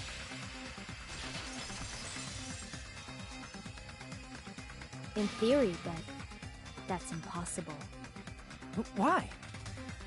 Try to remember the refrigerator carefully, and then you will understand that there's no possible way the drinks in the refrigerator were used.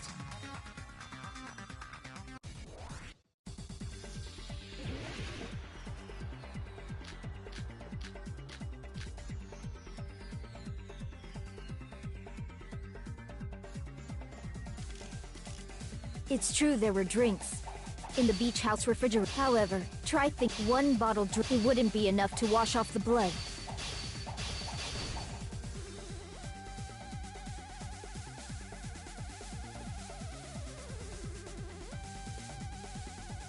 It's true there were drinks in the beach house refrigerator. However, try thinking of one bottle drink it wouldn't be enough to wash off the blood. I can't back down!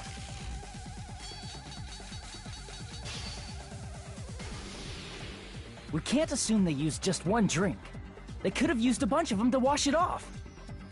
Didn't I say it was impossible? There were no water bottles in the refrigerator. Allow me to cut through those words! No, there were water bottles inside the refrigerator. How many times do I have to tell you? There were no water bottles in there whatsoever. That was after the incident, right? But before the incident, there were water bottles in the fridge. And the killer took all of those water bottles and used them to wash the blood off their body. So you're saying the water bottles were gone? Because they were all used? That's a logical fallacy. It's not a fallacy. There should have been evidence inside the trash can. Evidence like a lot of thrown away plastic water bottles. Isn't that right, Chiaki? Ah, you're right. These bottles look like they may have been filled with water. Well, now that you mention it, when I went to the beach house a few days ago, I feel like I drank one of those plastic water bottles. Huh? You should have said so sooner! Then, The plastic water bottles were used in place of the shower. Dousing your body with lots of water bottles is such a simple and easy to understand explanation.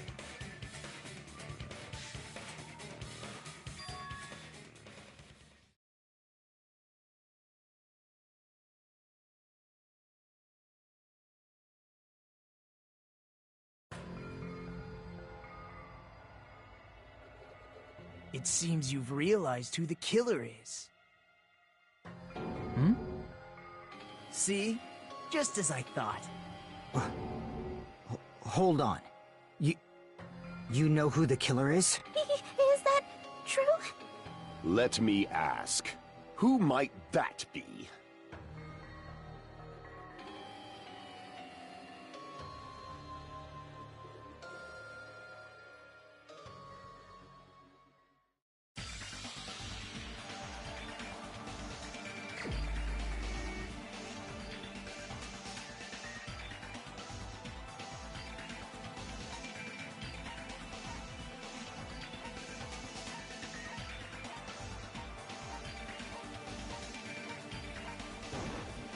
You're the only one!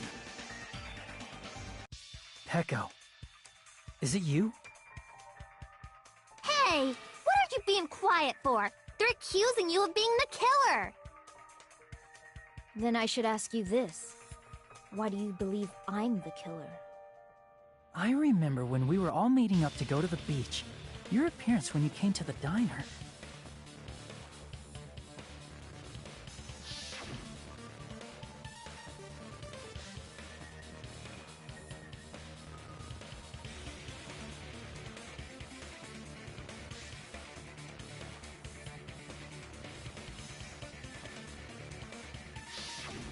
If the killer really did wash the blood off with water bottles, they'd have to drench their entire body. But there were no towels in the beach house, and it would have taken a while for the water to fully air dry. So you said you went swimming so you'd have a cover story. Don't just stay silent! Say something! Hold on, you bastard! You saw her at the diner! You never saw her near the beach house, right? So maybe she really was swimming! No one even saw her swimming. No. I saw her. Huh? After I ran into you bastards at the diner, I crossed paths with her on my way home. So there's no doubt. She would have arrived at the diner from the opposite direction of the beach house. Hold on, that's strange.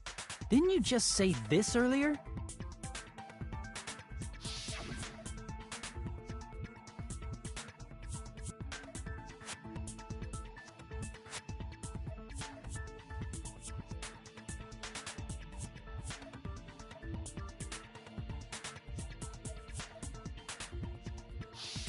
You told me you didn't see anyone.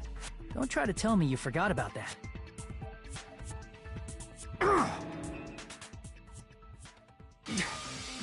Not so fast! It's too soon to decide she's a killer! We haven't established how the killer was able to leave the beach house! Now that you mention it, you're right. The roadside door was blocked. And if it's impossible to leave from the beachside without leaving footprints, then how the fuck did the killer escape? Why are you all fired up, Fuyuhiko? You're not the suspect. Pecco is. Who cares about that? Answer me! If you have an explanation, then show me what you got! We might have an answer. Huh? Do you really? This mystery seems unsolvable.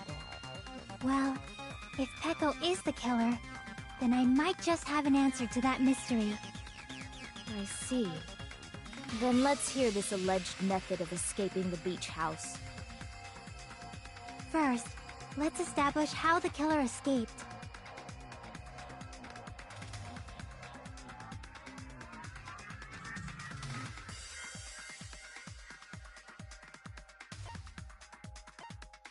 I see!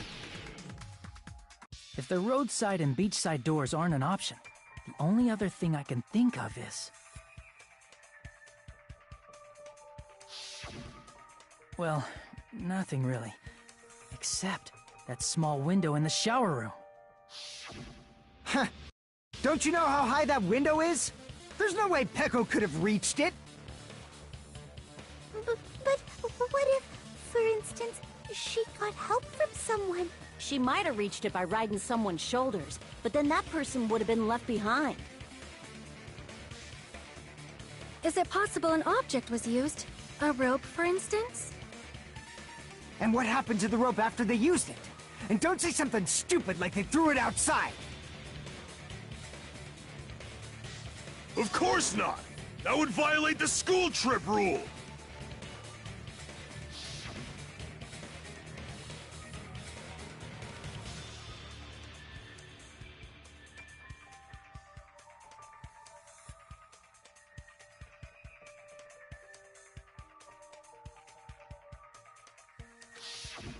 Littering is prohibited.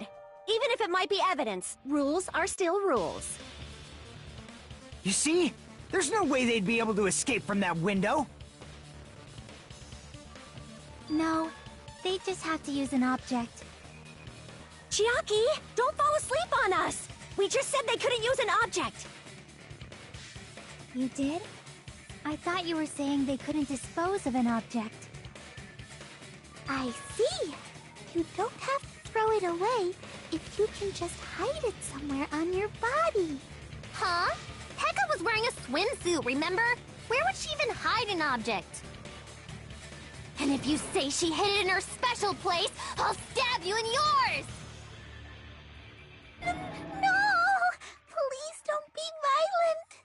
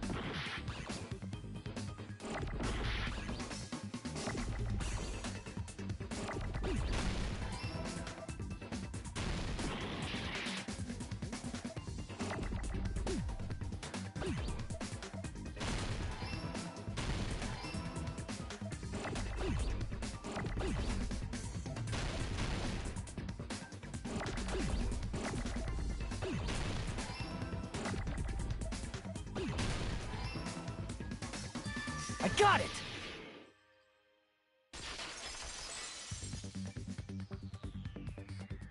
Peko, you carry that bamboo sword on your back at all times, right? If I recall correctly, you had it then too.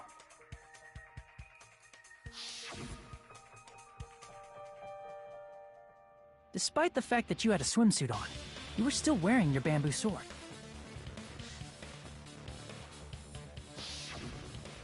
Are you saying she used that bamboo sword to escape through the window? Yeah. Peko used that bamboo sword as a step stool and escaped out the window. Sword as a step stool? You see? I knew it! I knew it was a ninja! Didn't I tell ya? A ninja could have climbed that easily! Ninjas know a climbing trick where they lean their sword against a wall and use the handguard as a step stool. Wow! Just like a Japanese ninja! Miss Sonia, ninjas only exist in Japan. Well, it is a bamboo sword, but I'm sure a slender girl like Peko could easily use it to climb. Well, Peko, do you have anything to say?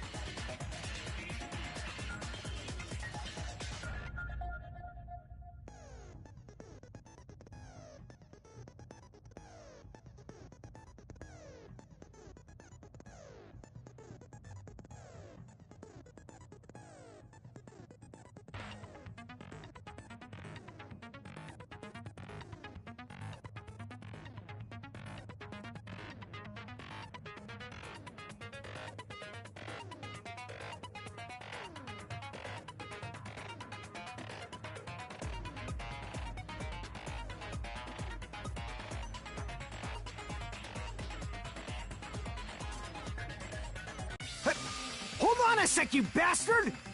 You're saying she used her sword as a step stool and went out the fucking window? Then what about the sword? It would have been left in the shower room and she wouldn't have been able to recover it, dumbass! Fuyuhiko, why do you even care? Shut up! Just shut the fuck up and answer me! If you have an answer, then fucking give it to me! If she used the bamboo sword as a step stool, it would have been left behind!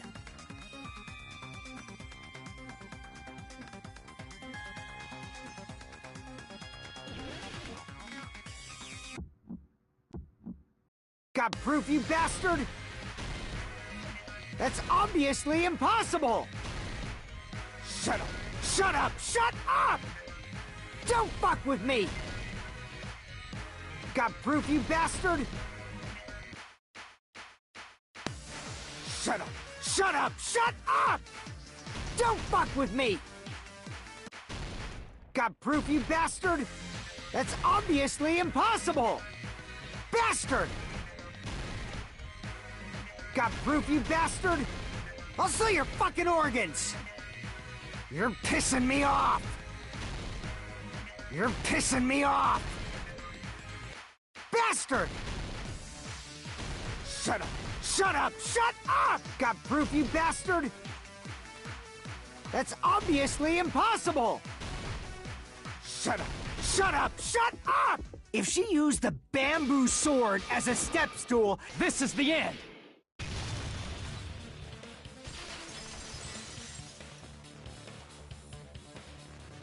If she used her bamboo sword as a step stool, she could have recovered it with her sword back.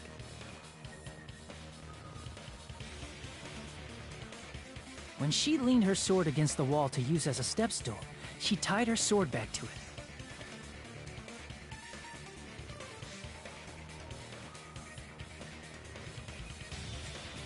And after she climbed up to the window, as long as she hauled the bag up toward her,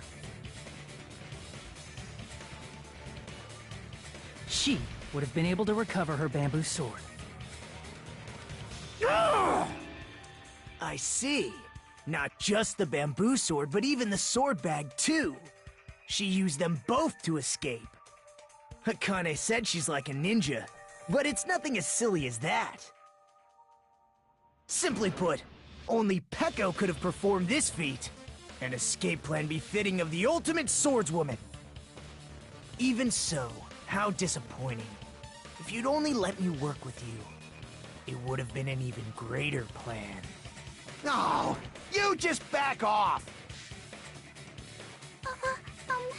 Is it true? Did you really kill Mahiru? Hold on! You're just making assumptions! You don't have any proof. I won't accept this unless there's proof! Got it, you bastard? It's fine. Huh? I said it's fine. Saying anything more would just be an exercise in futility.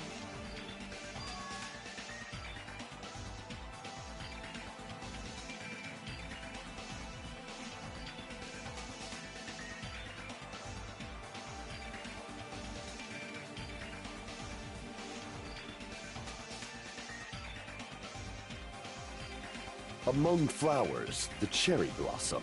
Among men, the samurai. I commend your decisiveness, at least. Very well. If you admit it, this ends now. Let's cast our votes. Agreed. Hurry up and vote. Hold on. Let me confirm one thing first. Can it wait until after the voting? This is important, and it relates to the voting. It's about Peko's motive. My motive? In the end, you had no connection to the events depicted in Twilight Syndrome murder case, right? Then, why did you kill Mahiru? So it's about that. Let's see. If I must answer that question, I must say it was for the sake of justice. Justice?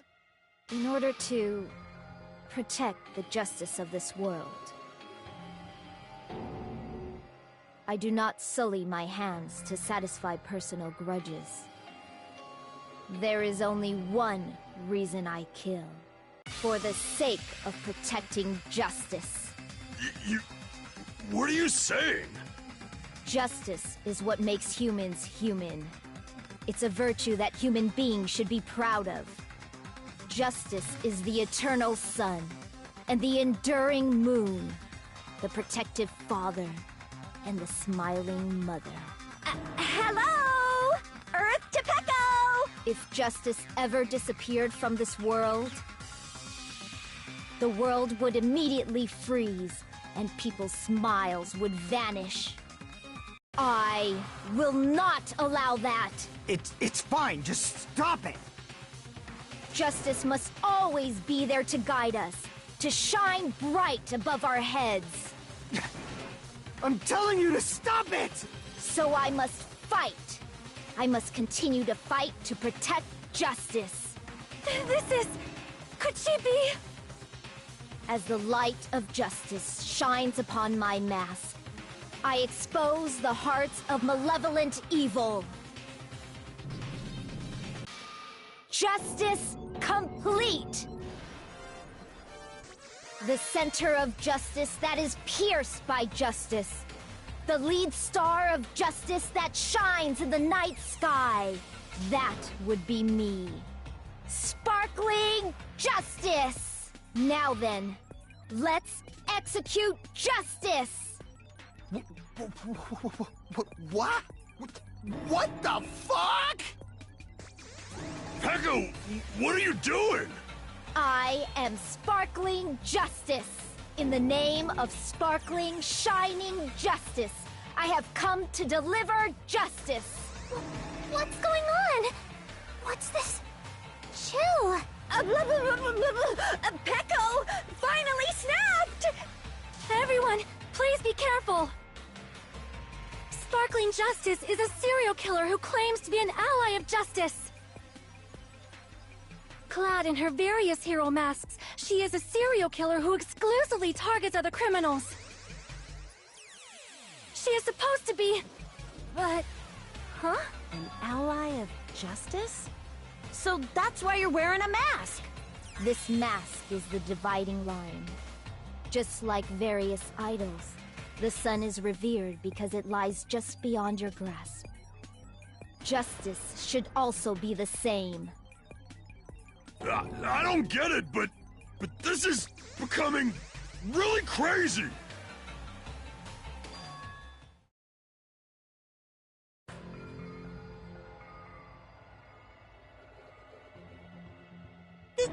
This is turning out to be a surprising turn of events. Hey.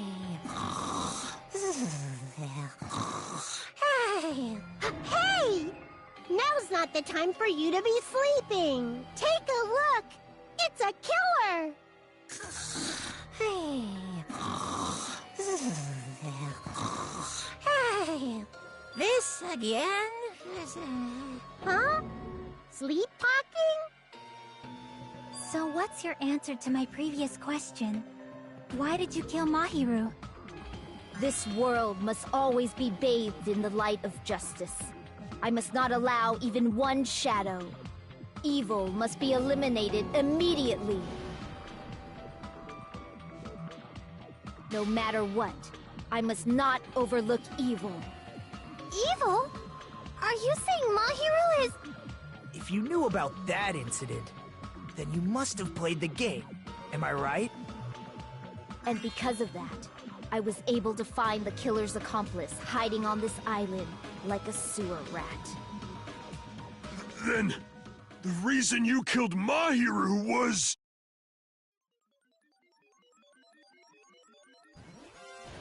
To protect justice, of course. In order to protect justice, I have become its merciless sword. And executed justice. Holy crap! She's such a stereotypical psychopath! She's so gross! Peko, is this your true identity? My true identity? I have already forgotten who I am. It just shows my determination. My determination to protect by throwing away what's most important. I'm willing to become anybody to shower this world with justice.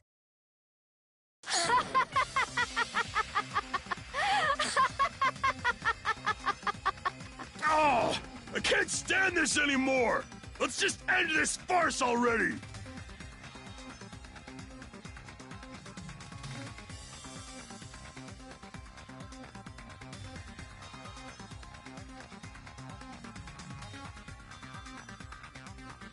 Let's go over this incident one more time and then let's end this.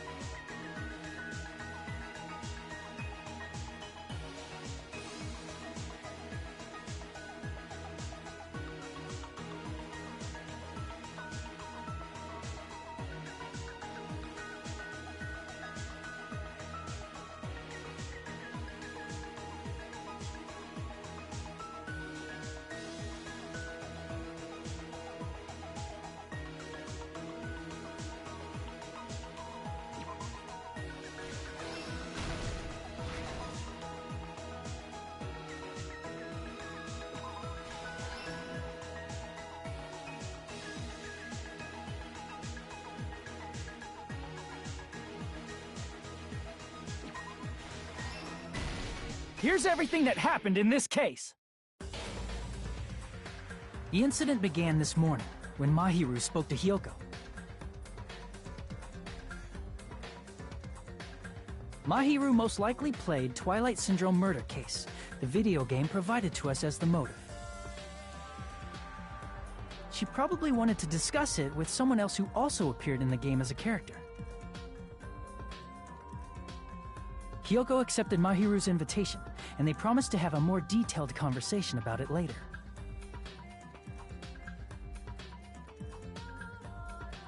However, someone else overheard their exchange. The killer. The killer eavesdropped on their conversation and used their promise to devise a specific murder plan. By preparing a specific item, they planned to manipulate the two's actions. That item was the letters. They sent fake letters to both Mahiru and Hyoko. The letter Mahiru received told her to come to the beach house at 2:30 p.m. And the letter Hyoko received told her to come to the beach house at exactly 2 p.m. By providing different times, the killer was able to lure them to the beach house separately.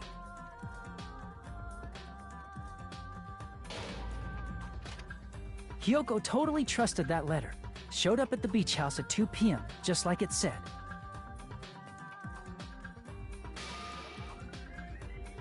And was drugged into unconsciousness by the killer lying in wait.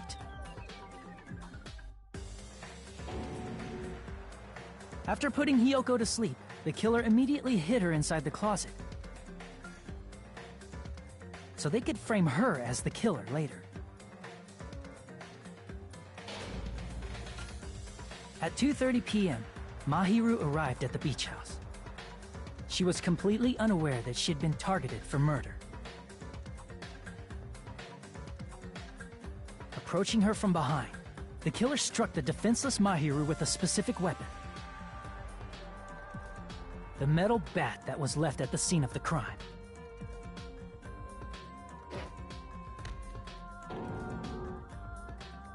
The bat was brought down onto the back of Mahiru's head, and with that, she took her last breath. According to Mikan's autopsy, Mahiru died instantly, so she probably never knew who killed her. With that, the killer achieved their goal of killing Mahiru and began to tamper with the crime scene. They dragged Mahiru's body so that it blocked the door leading to the road.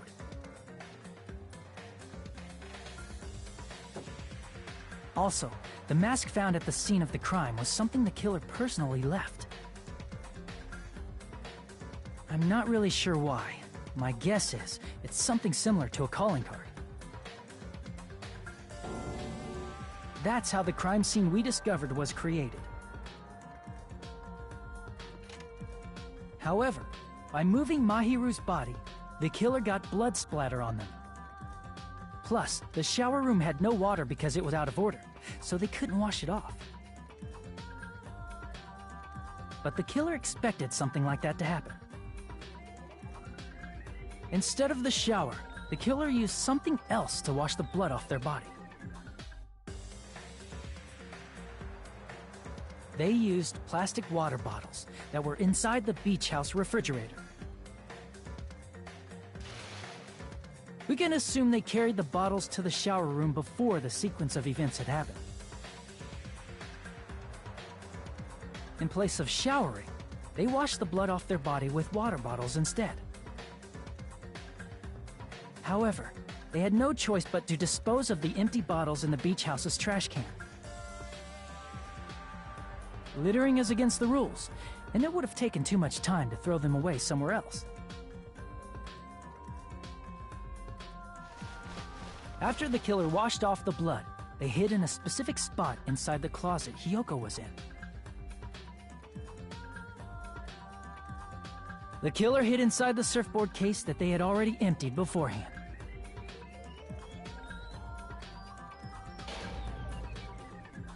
After some time had passed, the sleeping drug used on Hiyoko wore off, and she woke up. I can imagine how badly Hiyoko must have panicked when she came out of the closet. I mean, she made plans to see Mahiru, who lay dead right in front of her. From the shock and panic of being considered a murder suspect, Hiyoko fled from the beach house. Because of that, she left footprints in the sand. Everything was a trap set by the killer to frame her.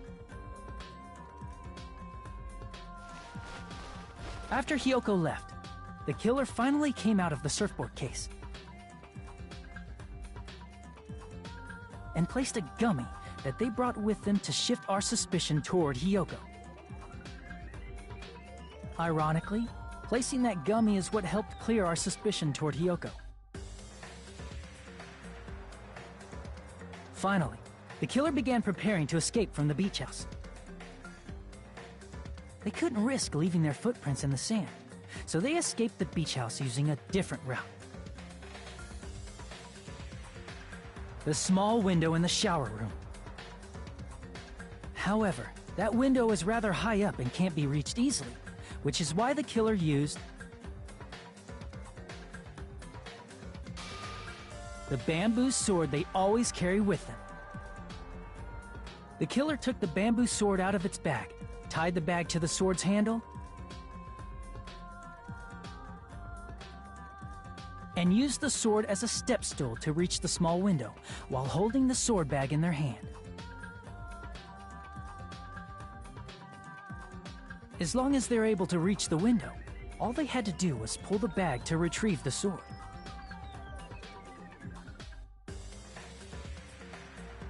And so the killer left the beach house and appeared before us as if nothing had happened.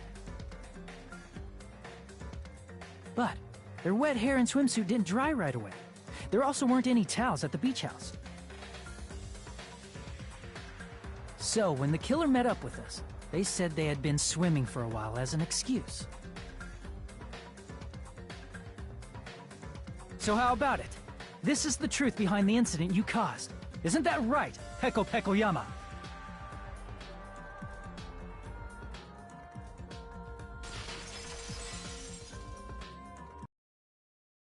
I see. And what of it? She's like, totally cool with it. I haven't done anything to be ashamed of. What are you saying? You killed Mahiru! Wrong! I punished evil in the name of justice. That's no reason to condemn me. Whatever. Let's hurry up and vote so we can freaking kill this weird, crazy bitch! There's no way you can kill me. Justice can never be killed. You should all know that as well. What are you saying? To protect what's most important to you, you must be prepared to throw away something equally important. Understand? I don't get it. I don't get it at all. Then I shall be direct. Justice must carry on. In order to keep justice, to keep me alive, you all must give up your lives. Are you serious? It's not serious. It's justice! If I fall here, who will combat the evils of this world? Now, follow your hearts of justice that reside within you all, and save my life to protect justice!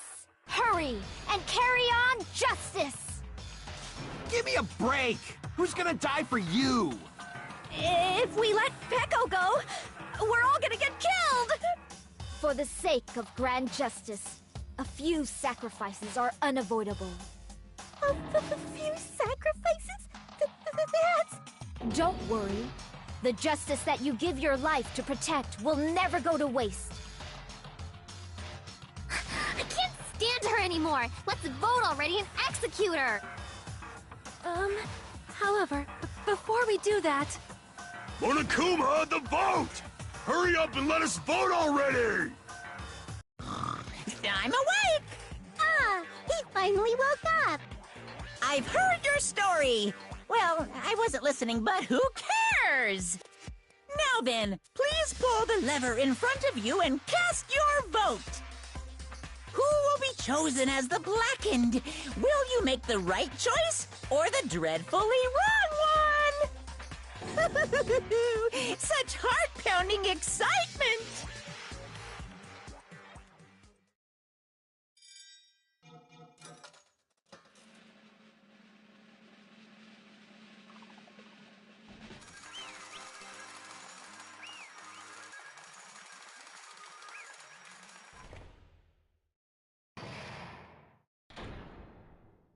Pardon me, can we please have a little more time?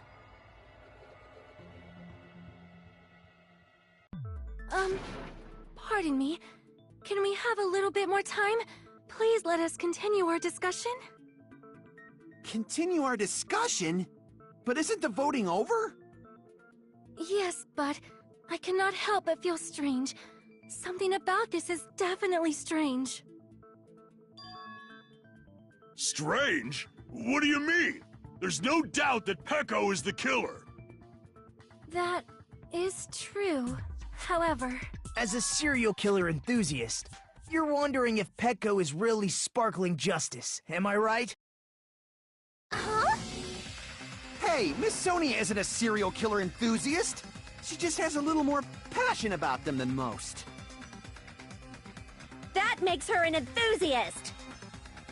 Honestly, it felt strange to me too. I mean, there's a distinct difference between what we know about sparkling justice and Pecco, right? Distinct difference? You know, Sonia describes sparkling justice like this. Justice complete! The center of justice that is pierced by justice! The lead star of justice that shines in the night sky! That would be me! Sparkling justice!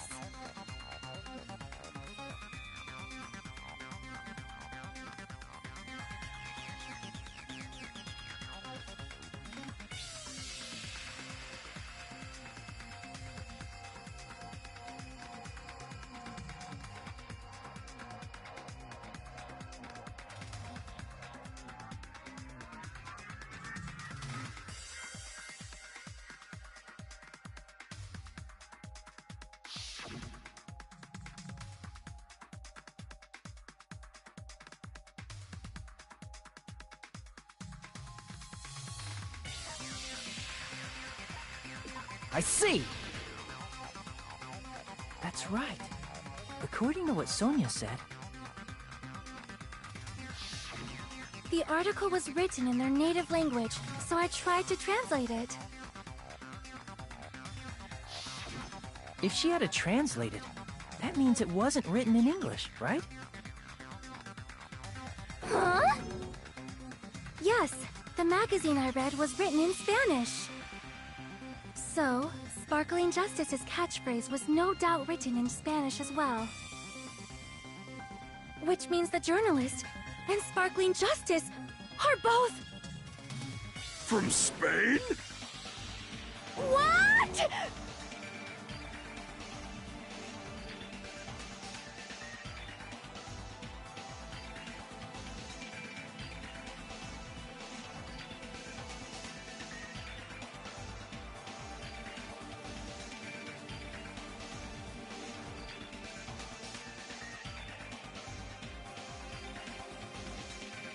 Peko, you're not Sparkling Justice. There's no way that's possible. Or, if you insist that you're Sparkling Justice, can you try saying that catchphrase in Spanish? Would you be able to do that?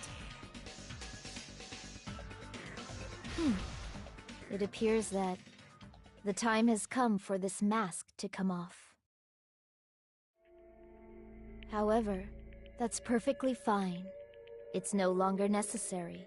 And even if you find out now, it's too late for you all to do anything about it.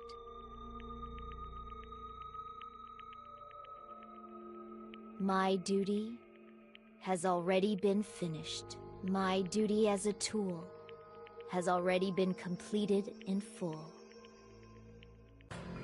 Uh-huh?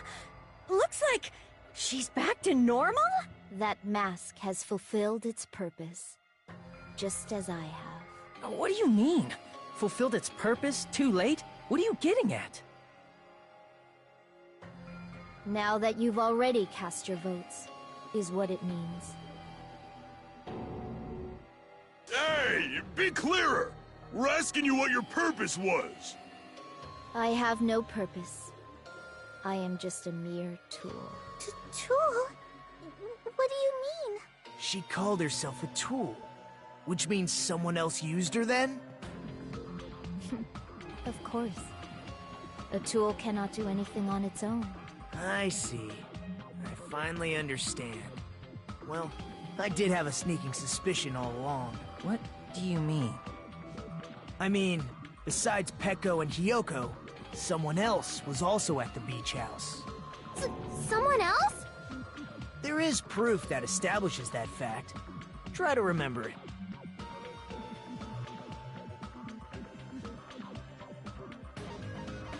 I see! Are you talking about the body discovery announcement? Yep, that's right. I mean, didn't Monokuma say so earlier?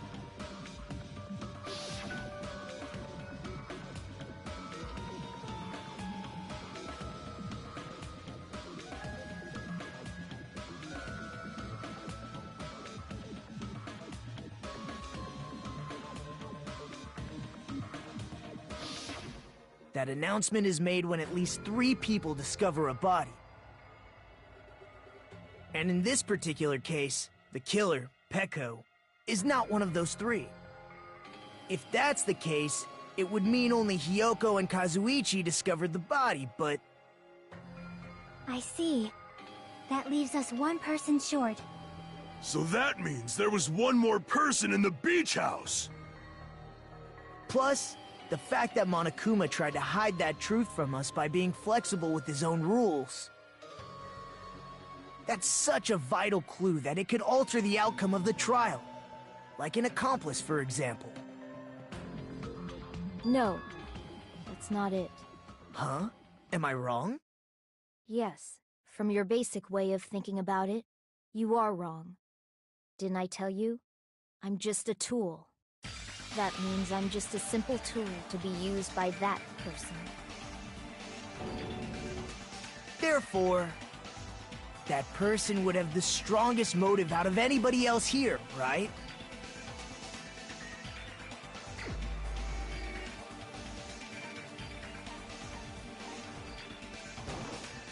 You're the only one! Is it Fuyuhiko? I see. Now I finally see the connection. The connection between the motive and the incident. But even if it's the motive, it's just a game, right? There's no reason to believe it's even true. Would you call a game like that a strong motive?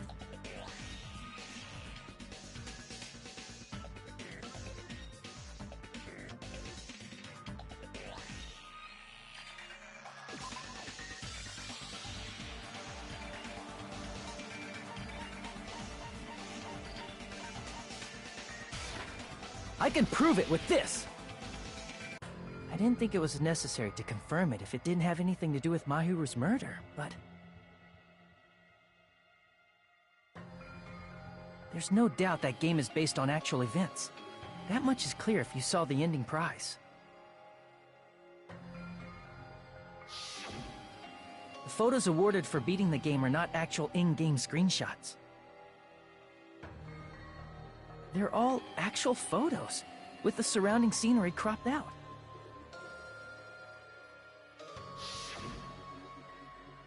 You knew all along, Fuyuhiko, didn't you? You knew whether or not the first victim in the game was actually your little sister, right?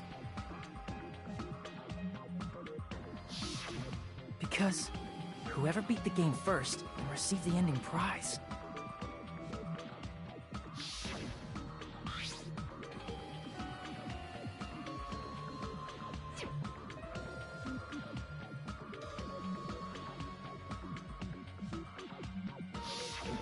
It was the envelope, right? The person who received the ending prize. It was you, wasn't it? If you were shown a photograph of your sister's dead body, you'd have no choice but to believe it. Even so, you wanted to deny the truth. That's why you sent those photos to Mahiru to confirm it. Hey! Why are we talking about Fuyuhiko? Who cares? 'Cause Peko is the killer, right? But we already voted! That's why I told you. You're all too late. As I said before, I exist as nothing more than a tool. I had no motive for killing Mahiru. No reason to kill. Not even the will to kill. I was simply used as a tool. As long as I am a tool, I cannot defy my orders. Hey! What's going on? Can anyone give me a simpler explanation? It means I'm not the killer. The true killer, who used me as their weapon to kill Mahiru Koizumi, was Fuyuhiko Kuzuryu. What? What the hell?! I see. That's what you were aiming for all along. No, I have no aim. But my young master does. My young master planned this from the start. Young master? That is the truth of this case. I'm sure you realize it by now, but it's too late. You cannot undo the vote. That's a problem. If Peko's allegation holds up, that means our vote was incorrect. In that case, the person who gets to live is... Just... me? That's nuts! No matter how you look at it, that's completely insane! How would Peko be a tool in the first place? Peko is a legitimate human being! That's not for you to decide. It's for Monokuma. The votes have been cast. All we can do now is wait and see what Monokuma decides. What the hell?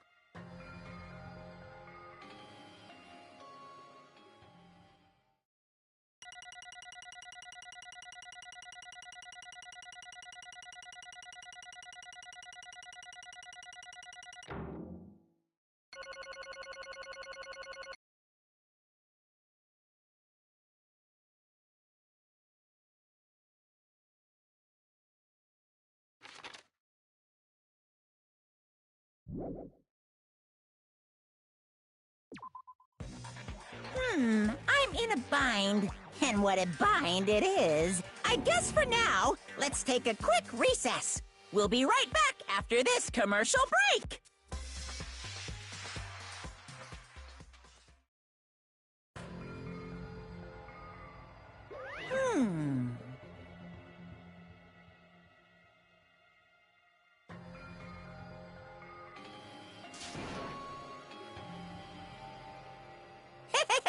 Sorry.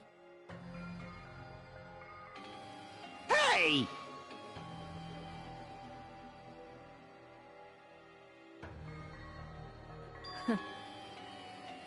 Hey, hey!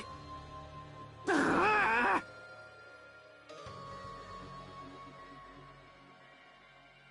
Well...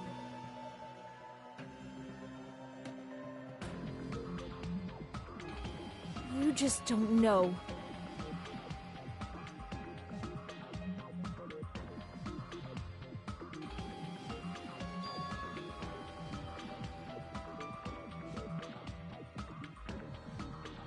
Hey,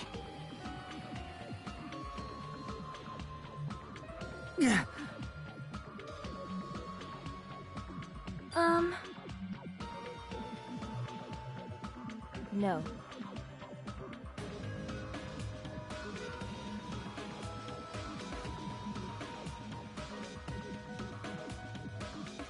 I am nothing but a tool.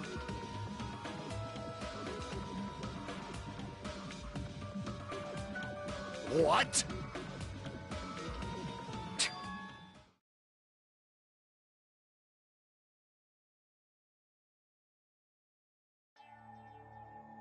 If my young master is attacked, I must defend him as his shield.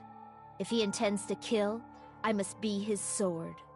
That is my only reason for living. Before I am human, I am my young master's tool, first and foremost. Until this body of mine can no longer move, I shall fulfill my duty until the very end. That is...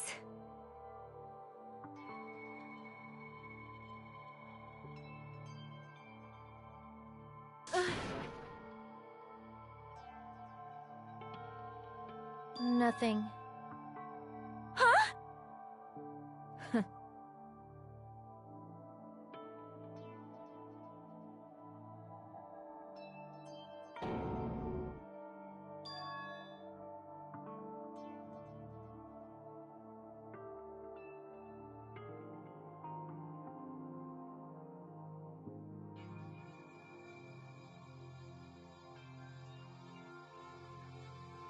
You fiend.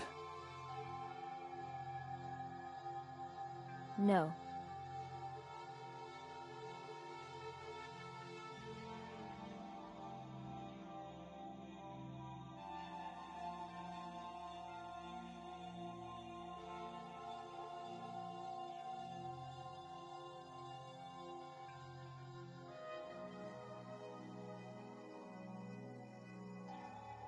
I am nothing but a tool.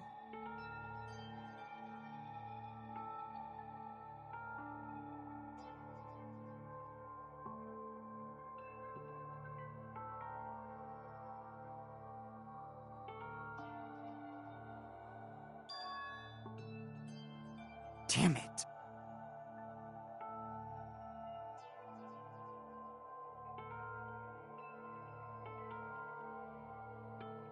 Damn it!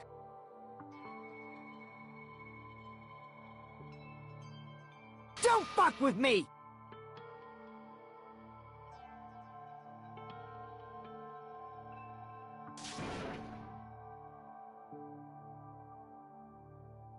you...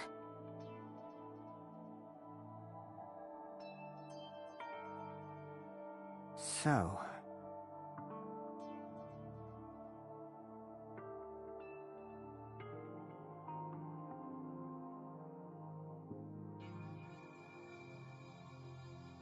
But...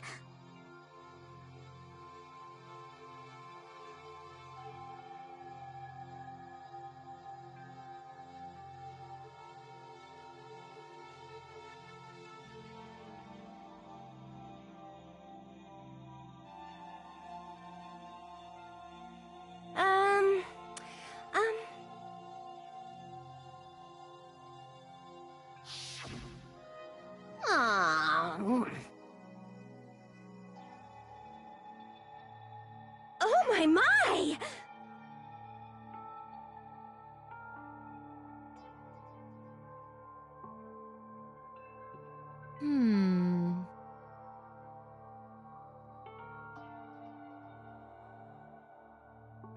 Huh?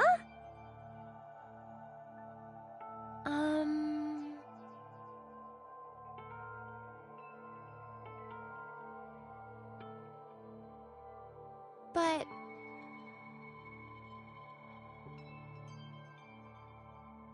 Are you serious?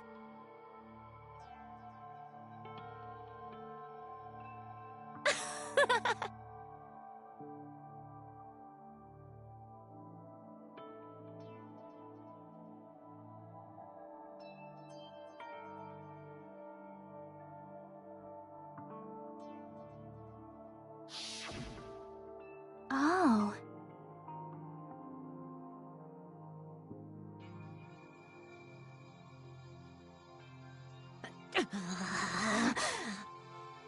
But...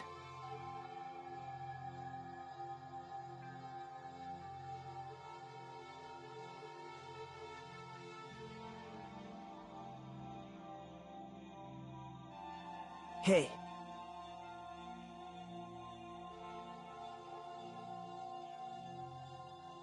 What the?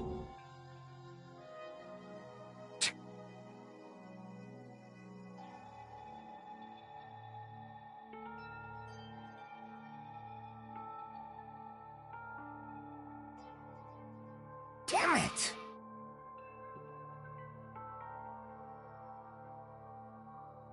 And so...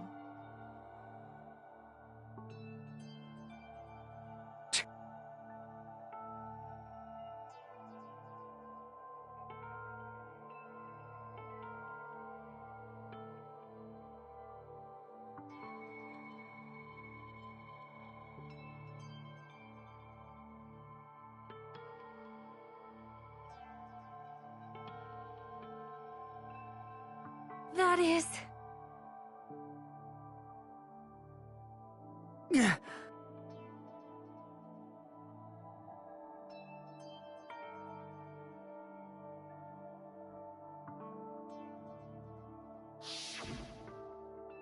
Hey,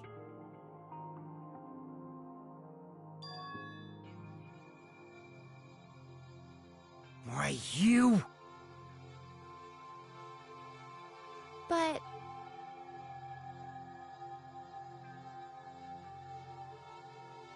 Why? Shut the hell up!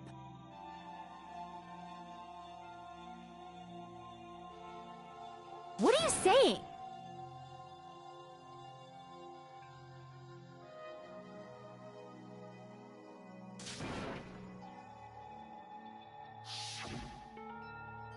Jeez.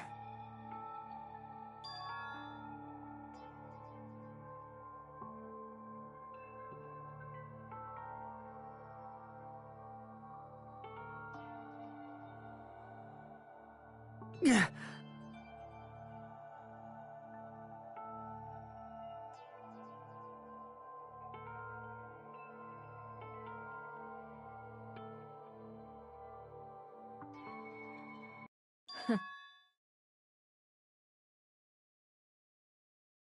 Huh? Young master, I am finished. What?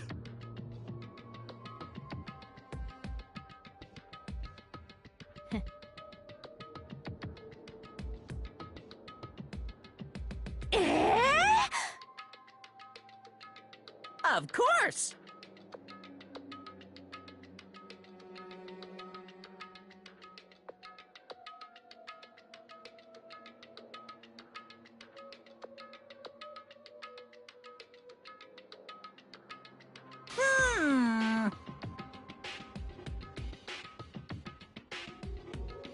Be quiet. Yes, indeed!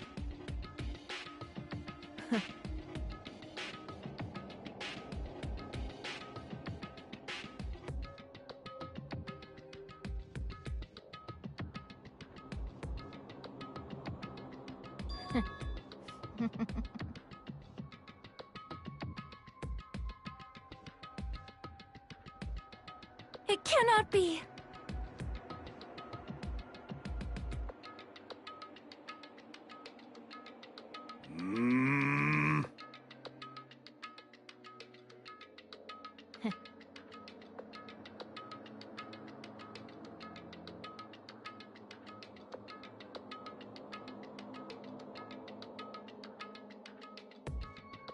That's obviously wrong!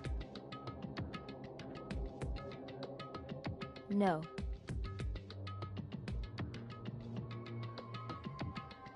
This is troubling!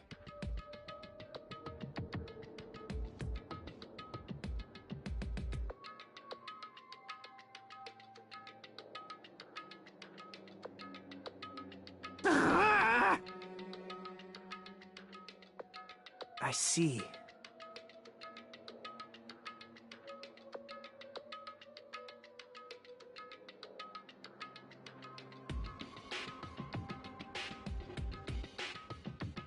Great!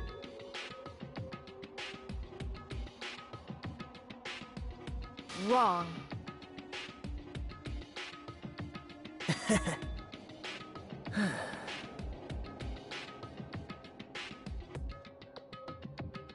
Now then.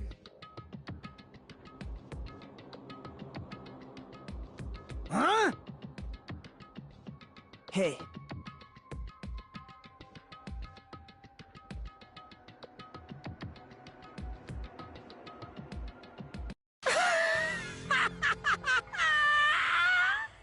What? Hold on. What?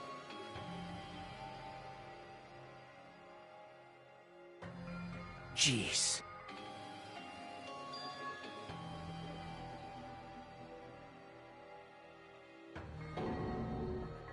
Hey.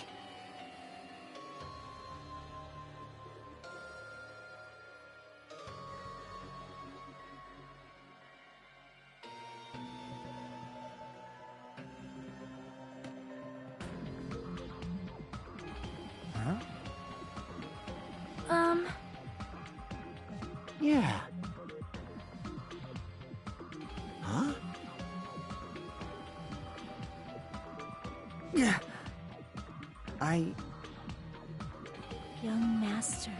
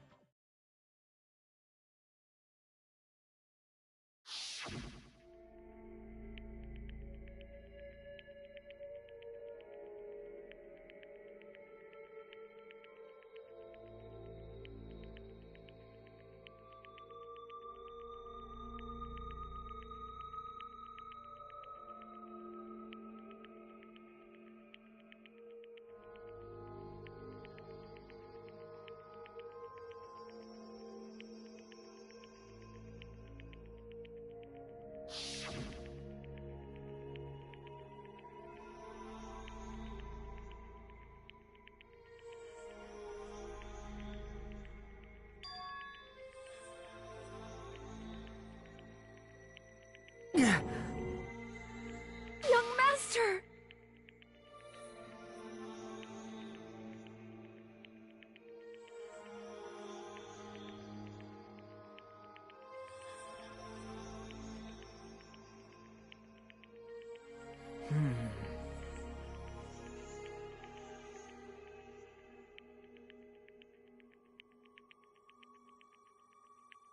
Hey.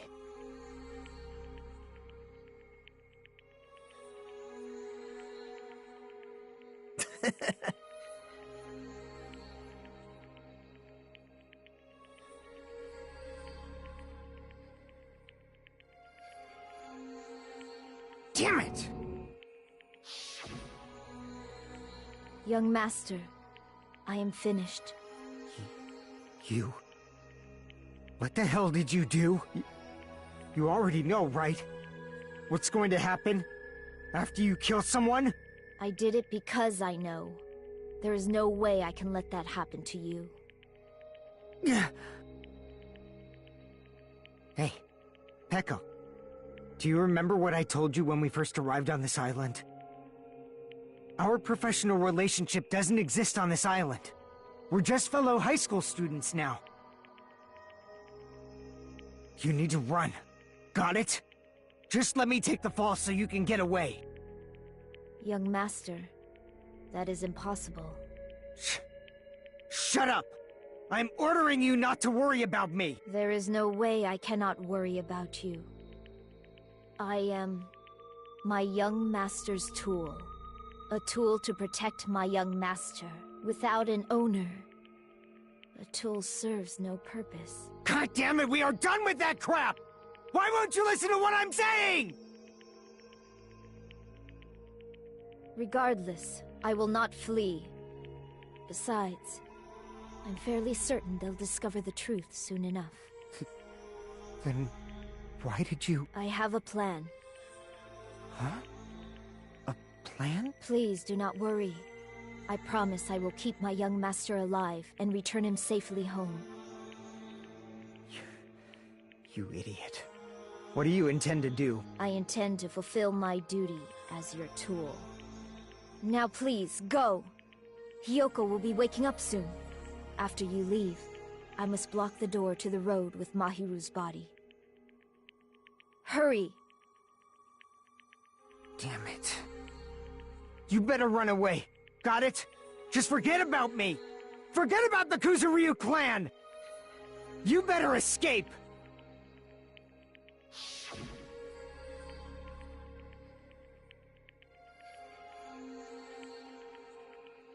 Sorry.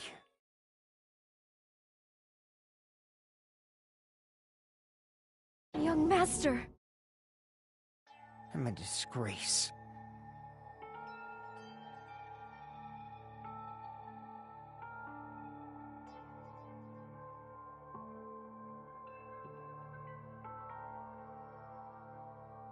Peko.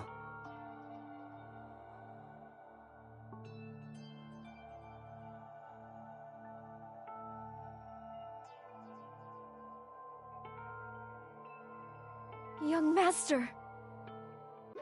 Uh-oh. Too bad.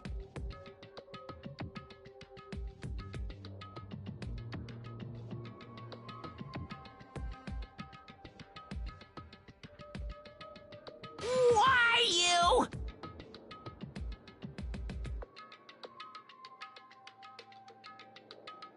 Hey.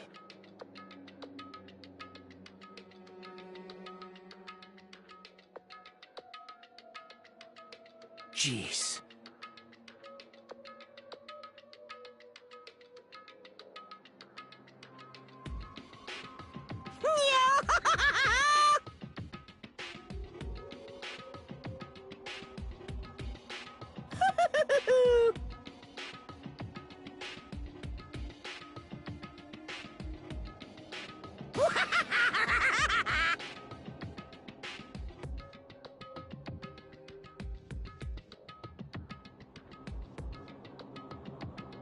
Sorry.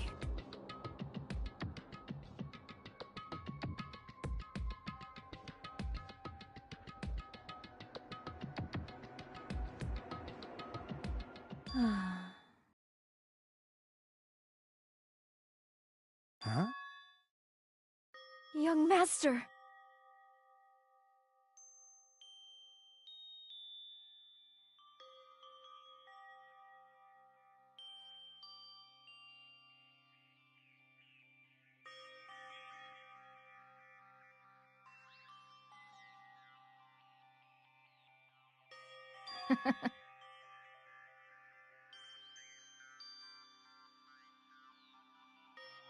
What? Even so, I wanted you to escape. Peko. I am terribly sorry.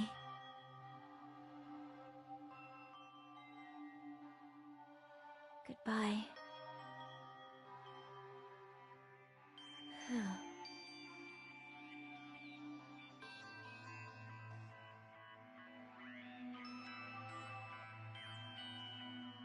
And please do not cause a senseless killing such as this ever again.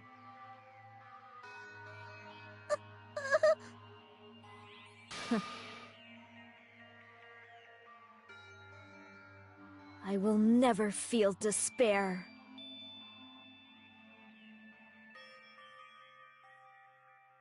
So cool!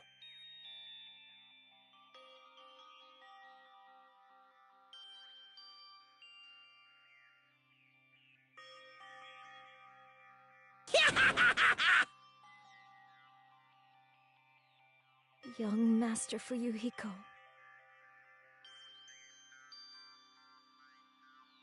So, I want you to remember.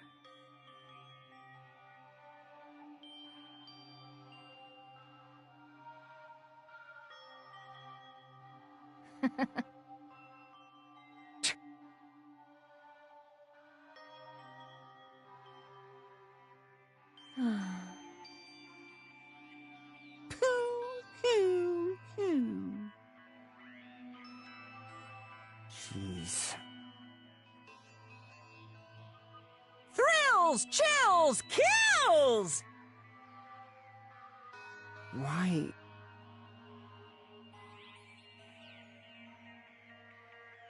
Now then, I prepared a very special punishment! I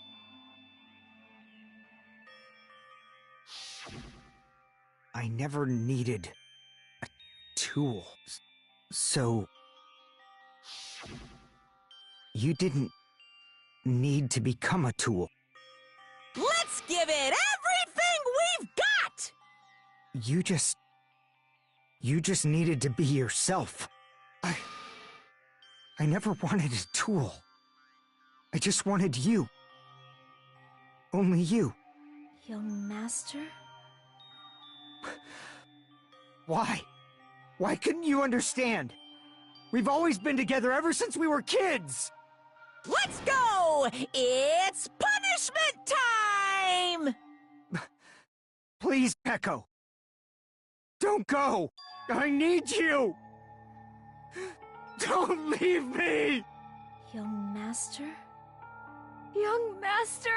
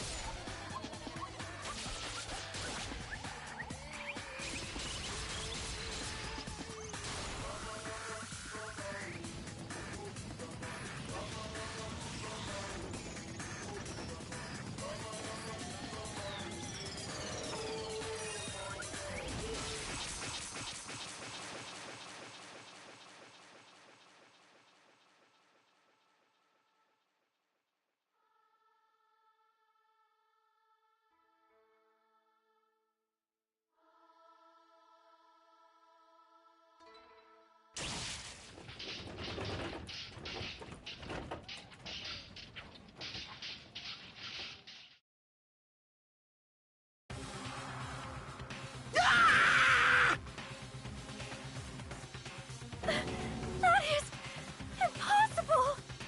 Blah, blah, blah, blah, blah.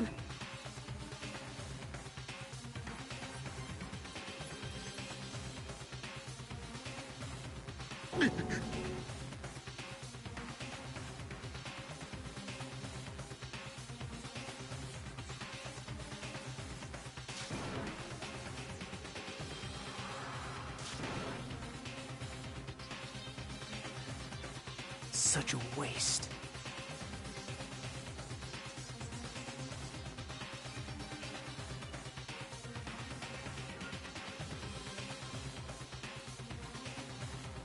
Damn it.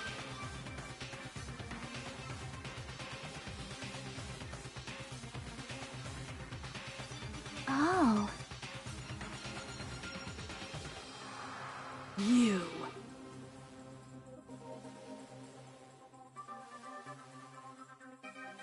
Such despair.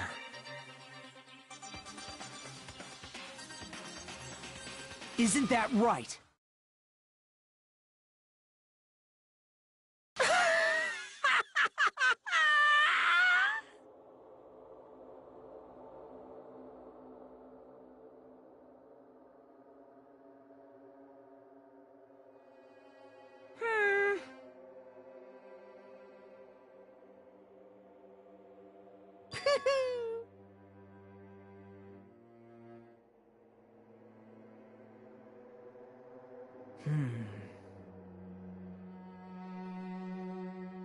Listen carefully.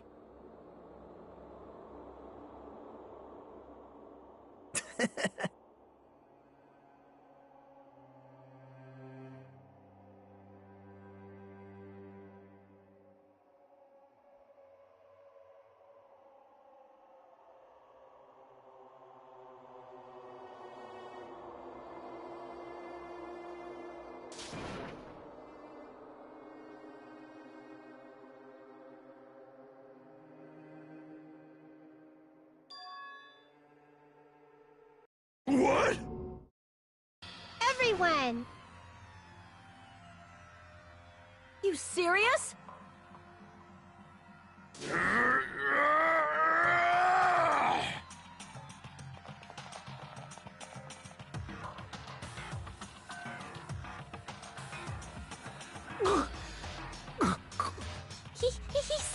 He's still breathing. Is he gonna be okay? Do something! Hey! You need to save him! Hey! I'm trying! But his blood, he won't stop bleeding out! His pulse is getting weaker! Can't you do anything about it? God damn it!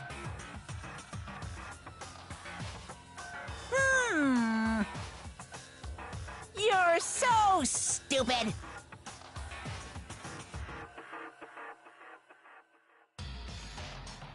You stupid brother!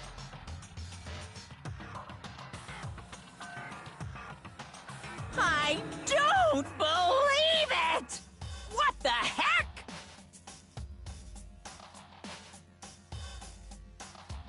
That's wrong! Huh? Hey! Hey!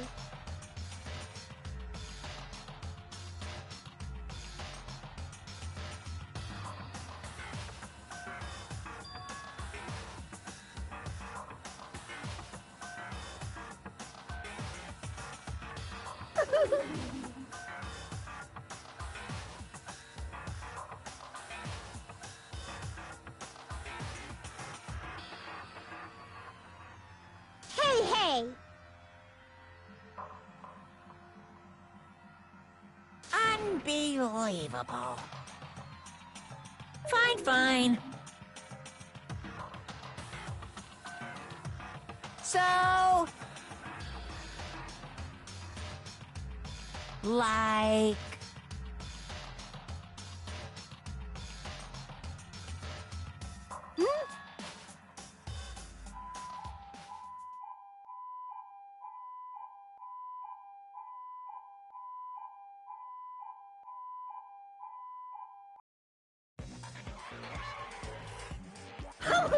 An ambulance? Just leave the rest to me, Dr. Killgood. Dr. Killgood? You've already killed your patients! We gotta get this patient to the Monokuma Hospital ER and get him under 24-hour observation stat! So, I'll see you later!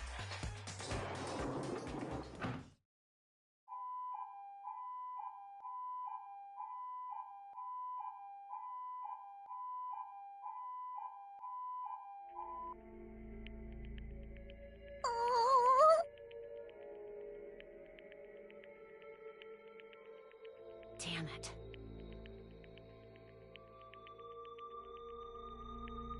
Perhaps...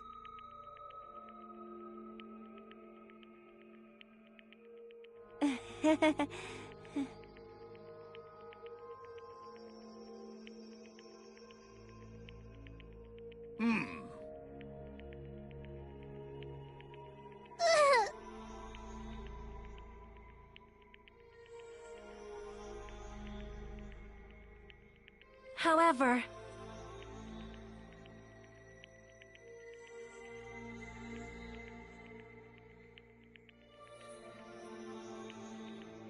Fall, my tears.